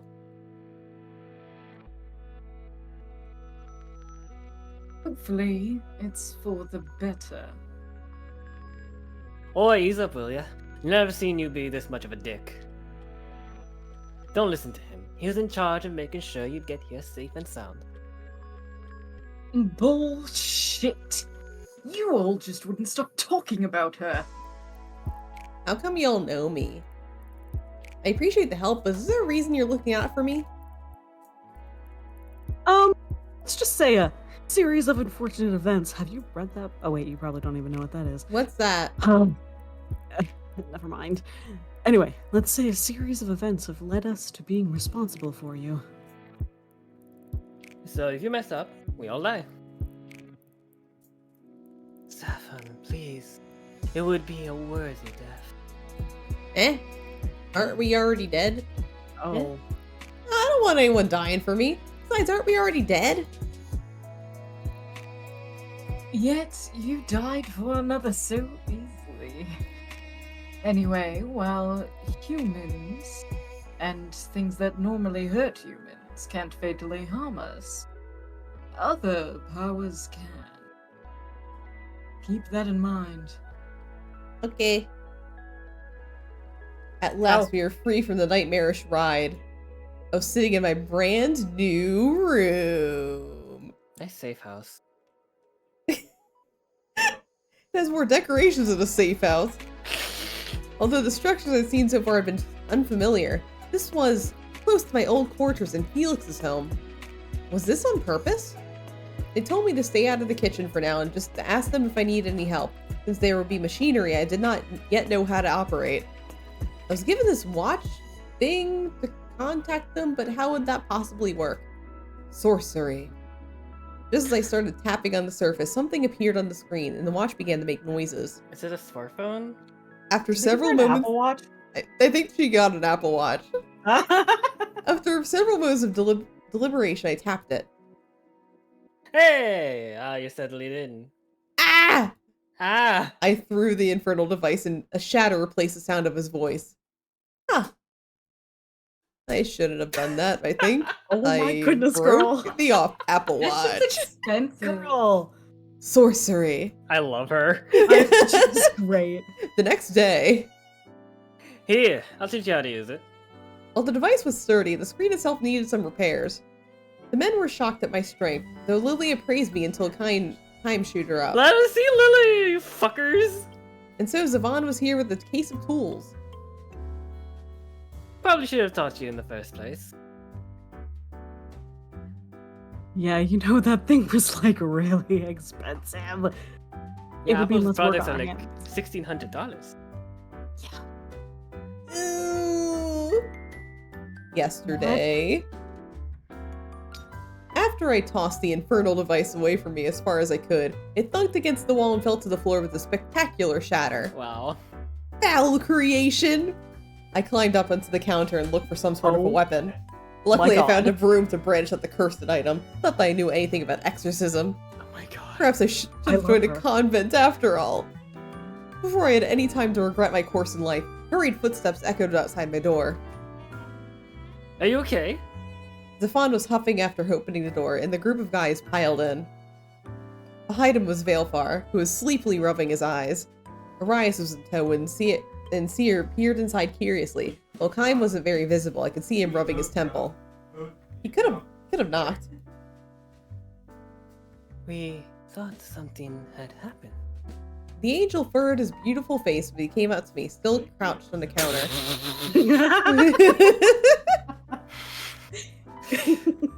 God. Are you hurt? He put a hand on my head, and his eyes did once over of me. What happened? A voice started coming out of my watch, and I thought it was possessed. It was terrifying. Ah, thanks. That was my voice. Eh? Is my voice that scary? He whispered to Arias, who nodded, much to Zafon's dismay. Ugh. Oh, wow, yeah, it is kind of terrifying, but regardless, we should have explained how it worked to you, and you must have been really scared. I tried to slide off my seat, but Veilfar stopped me. Well, hold on. We should check for any broken glass before you hurt your tootsies. Although, you are a Reaper now, injuries will still hurt since you are new to this life. Are you wearing shoes? No. It'll take... Oh gosh, okay, yeah. For free? Roz, I really don't need your input right now. It'll take time for your powers and resistance to develop. Please ignore, like, everything he says. Yeah, ignore everything he says. Paper cuts will never stop stinging, no matter how many years pass. He spoke bitterly and glared at the floor as though there was a sheet of paper lurking, threatening to slice him. Goddamn paper. How unfortunate. While Veilfar picked up the watch, Zafon and Orias studied the floor for any debris. They confiscated my broom and then began to lecture.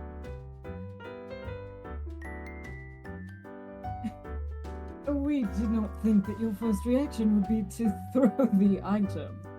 I said I was sorry. I told you I thought the watch was possessed. We have to remember there was no technology from her time. She was from the olden days. He gave Arias a pointed look. However, the next time you come across a suspicious item, it may be wise, it may not be wise to toss it. It could break and be expensive. There could be an enchantment designed to hurt you, or it could be expensive. Really? Like, what? I thought it'd be safe as a Reaper, at least. You'd be sorely mistaken. Remember, there are other powers out there that can harm you. I nodded. There are rogue reapers out there. bad spirits from the human world, and actual demons that so far have escaped our grasp. The longer one lives, the more powerful they grow. So there are many out there who can hurt you. But how come they go rogue? They had a class change. Yeah, pursuit of power or a different life. I could see why. We all stared at him. Not that I have any plan to go rogue, jeez. Then you should watch your words, especially where we are. Are there any bad angels? Sayre shook his head. Angels cannot have ill intent, so it is not possible for them to stray. Furthermore, all actions angels do are recorded automatically and sent to a record keeper. How can they not have any ill intent? It's just how it is. Reapers are built a certain way, angels are built a certain way. Reapers are unattached. Their end goals are to become humans, to be promoted to higher work, and possibly become angels. Although I've rarely heard it actually happen. Because of this, it's rare to see Reapers in relationships, or even have more than a couple friends at most. I hope you didn't think this was like an Otome game or something. So, a group of ours is an anomaly. They, of course, can have casual relationships if they so choose, but most find no need to tie themselves down to this life. Also, Arias just kind of like planted himself in here. Like, I didn't really want him, but you know. So weird on the screen. Angels get to deal with the nice parts of life. All we see is death. So you can imagine why they want a promotion. Or to settle down as a human once they fulfill certain conditions. Of course, that's not appealing to everyone. And you do have those that have come into this life after once being human. You know, they're from Detroit sometimes too. What? Well, no, never mind. Whether it be by choice. An exceptional event, I assure you. Or those that must work off their karmic debt. It's a lot to take in. Sayre pet me fondly on the head. You will learn. Arias bristled. And you are quite friendly with her. Why? Yeah, you're not that nice to us or at all. Oh, how could it be? Wow, I didn't think he had it in him. Sayre gave him a look. He certainly can be heartless for an angel. Even you, Valifar. Ah, stop teasing him. I'm sure it's because I'm new. I defended him more for my sake than his, if I were that would be honest. Alright, we'll back off now. We need to get to business, as it is. Let me teach you the basics of using this. Try not to throw it again. Sorry, I thought a demon was in there. You're afraid of demons. Oh no, are you a fucking demon? Oh no. Uh-oh. Well, who is it? Arias pointed at himself and then the kind. Oh my god. Do you not notice that we have demon-like qualities? Are you demons? I thought you were reapers. Not mutually exclusive concepts. There are good demons and bad ones. Take some perceptions of the Grim Reaper across different places. Those that can perceive the supernatural have some foundation from our appearances. Of course, we don't know if they truly see us, or if we just look like the scary pictures that they conjure of us. I see. They've always been terrifying in the paintings I've seen. scary things aside, let's get to work. After many hours of patience from Zafan, with Veilfar and even Lilia occasionally dropping by to help, I wonder what Lilia fucking looks like. Oh my I god. think I have finally understood this device. While it is a watch, they say it's like a smartphone that is capable of doing many other things I need for my Reaper work. I still cannot say I have grasped everything, but I believed I could work this. Alright, test time. Never mind. Well, Wait, I don't think I'm ready. go ahead and send a text to someone.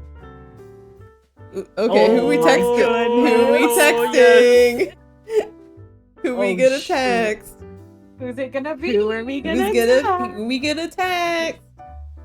Or I'll roll a d5?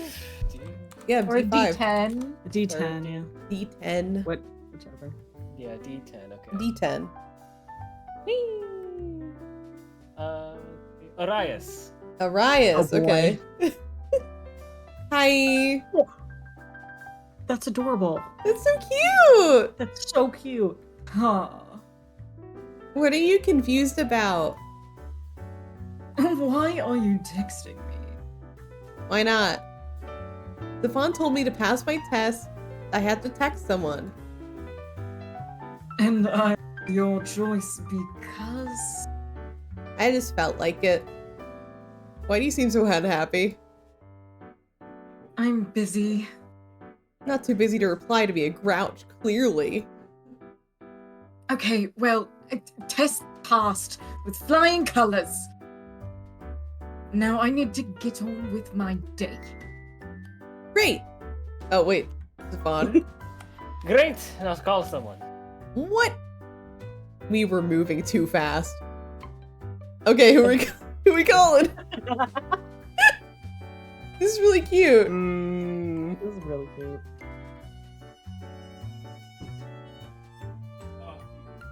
Let's see. All right. Zafan. Zafan. Okay. Huh? You're calling me too? Because I know you'll pick up. Glad you picked me for your test. Oh, so. Oh! Ooh! Roll the d4 real quick. Yep, D4. First one. Well, you're the nicest one. Don't let Sierra hear that. Sometimes something tells me he'll get pouty. But wouldn't it be fun talking to someone you can't see? But it's fun talking to you. Is that so? Well, that makes me happy to hear. Can't argue with that. Oh, you are right. I usually am. So did I pass? You scored 100%, and now you can graduate to the next level. There's more levels? There's always more levels, my adorable people. That's why we call it a roguelike. Oh no! Look at you, pass with flying colors. He ruffled my hair with a proud look in his eyes. Thanks, teacher. Of course, my star pupil. Alrighty. He clapped his hands together. Oh fuck. How about we go get some lunch, then Val can give you a tour of the place. Since you'll be working with us closely, best to get know of each other if you want. I do! Glad you're all taking this as well so far. Looking forward to working with you, Miss Wet Swiffer. Oh my god. Just Wet Swiffer, please. Miss Wet Swiffer was my mother. Just Wet Swiffer. He shook my hand with a playful show of pomp and circumstance. Will everyone like me? Of course they will. I already do. Oh, I did not think you were able to be a flirt, Zafan. Stefan yelped, completely taken unaware by a voice from behind. Perfect timing, Veilfar. Where did you come from? The walls. What? I mean, the job this morning was a quick one. Come, let us start. Over He's on there. his face again! No! I really don't fit in this room very well, so please ignore that. Over there, you have the training hall. Oh, what's in there? It's where you train. A lot Oh. of training dummies for you to train in the training hall. Typically, the goal is to take out as many of them as possible in a short amount of time. Or you have a target, and you have to take them out as quickly as possible without accidentally killing one of the innocents. It's really hard, actually. I mean, it's hard not to kill an innocent. Does our line of work involve a lot of combat?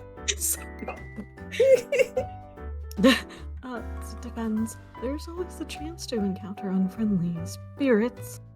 I remember hearing of those before, but I didn't think it would be something I'd actually deal with. I have to fight ghosts? Yeah. I looked at him in horror. You jest, surely. Madame, I assure you I do not. That's why I was in the wall, because there's ghosties in the walls and I was trying to get them out. While his face was relatively smooth, I could definitely see him biting back a smile. My dilemma a source of amusement to him? How cruel. That's why you must learn to protect yourself from them and how to crawl into spaces, very tight spaces, very fast. Like this room? For you? Yeah, don't mention it. I know some combat. My best friend taught me since we were younger. Didn't do such a good job, did he? You're dead, aren't you? That was my own decision, thank you very much. Only because you didn't know how to fight enough to run away. Right. Arias, enough. You talk a lot for someone in second place. Ouch. Second place in what? Life, afterlife, everything. You see, we keep a tally of the scores from the training hall. I am not in second place. I am merely tied with Kayam. Indeed. And since you are tied for first, neither of you are the winner. You're both losers, but you're even more of a loser. So, does that not naturally make you second place? Oh, We go say, god. oh, they're both winners. Sure, guys. You're Yeah. both winners. Yeah, they're both winners. I think you're both winners. I think you're both winners, guys. Hey. I still beat you, Valfa, haven't I? I've been busy with the ghosts, so you have. Well, since you're so proficient, how about you show Miss Wet Swiffer here the ropes later? Please, Miss Wet Swiffer was my mom. Just call me Wet Swiffer. Very well, then. Me? Isn't the door your job? Are you trying to shrink your duties off to me? For shame. I'm not you, Arias. I am the tour guide. You can handle her training. For someone who made sure her arrival would be perfect, you enjoy pretending other. Arias glared with such intensity, even I had to look away. You did? None of your business. He briskly walked away. Arias. Fine. Later. And then he went out of sight. Very well. But, as to what I was saying before, you will meet ill spirits, yes, but it should not be too often, unless you go in the attic. Don't go in the attic. Why? You're not to harm humans, but if you're on assignment as a fixer, the occasion may arise. There are also the Rogue Reapers, or Rogues for short. You may need to protect yourself against them. Or conduct arrests if required. Act like a Kappa, maybe, one might say. Wait, am I a copper?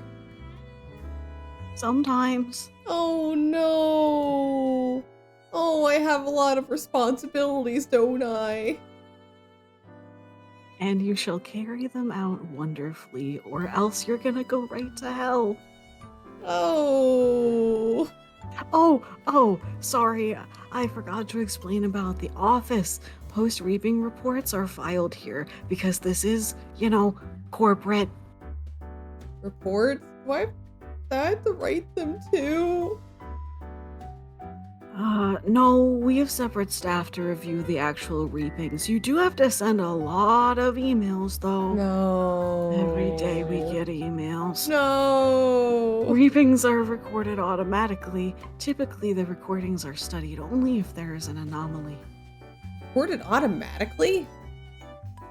Yes, into our Hall of Memories. That sounds fancy. Oh, which is not a stop on your tour. From out of nowhere, Kine popped in and regarded Veilfar with a stern countenance. Must each one of you interrupt me? In return, he greeted Kine with a withering sigh. Pardon my rudeness, but yes, I believe that is a lesson for another time. Aw, now I'm more curious. No. Oh, he chuckled, his eyes crinkling with his laugh. Ha! Hold on to that curiosity. I assure you, you will be going somewhere much better in a bit. Far more magical. Ah, the gate to Cafe Enchanté? Precisely! How about we take her to the human world? She should see what it's like in the present day. Get her a steak coffee? Oh, goodness, do you mean right now? Yeah, why not? Oh, are you going to the human world? I shall come along with this very exciting music. Yeah, the music got really exciting. Yeah, we're ready to go. Yeah. I was not informed that this would be part of the tour. Too late, the music's jaunty now, let's go. Wait, no, who turned on the music? Oh. He is rubbing his temple now, much like a school teacher who'd lost control of his students. But it'll be fun anyway, right? I can't wait to see how much the human world has changed. We're in an elevator! Oh my god! The music cut off! But I think that's a good time to stop for tonight. Oh but I love this. we stopped in an elevator and the music just stopped. It's hilarious. So I immediately wishlisted this. Yeah, I love Oh yeah, this. this is so fun. This is really fun. But yeah, so thank you guys for joining us for 2 demos. Again, we tried out Crimson Waves and its light novel title, and also this game, which is what is it again? Salvus Aries. Salvus Aries. Salvus Aries. But next week we're not doing Seven Scarlet again. We're gonna be playing a different game, which I'll announce a little later. It'll be very exciting. Please wish Matcha well for his pregnancy. He's expecting soon.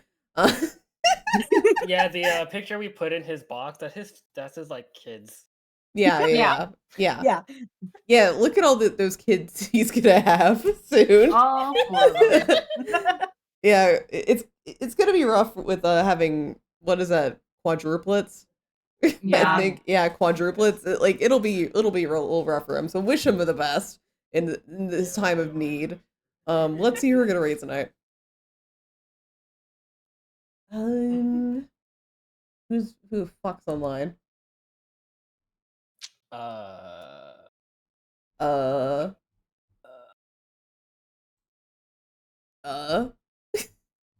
Don't know. Okay, I thought you were gonna say something. I was like, huh? No, I'm like looking. I'm like, I literally don't have anyone. Oh, okay. How about today we raid Oh, never mind. They've been streaming for like almost 6 hours. Oh. We're gonna raid Maya. Maya's playing Final Fantasy VII right now. So it'll be cool. Yeah. Thank you guys for joining us for the stream. We'll see you next week for something different. Something Ooh. different. Yeah. Anyway, everyone say bye. Bye.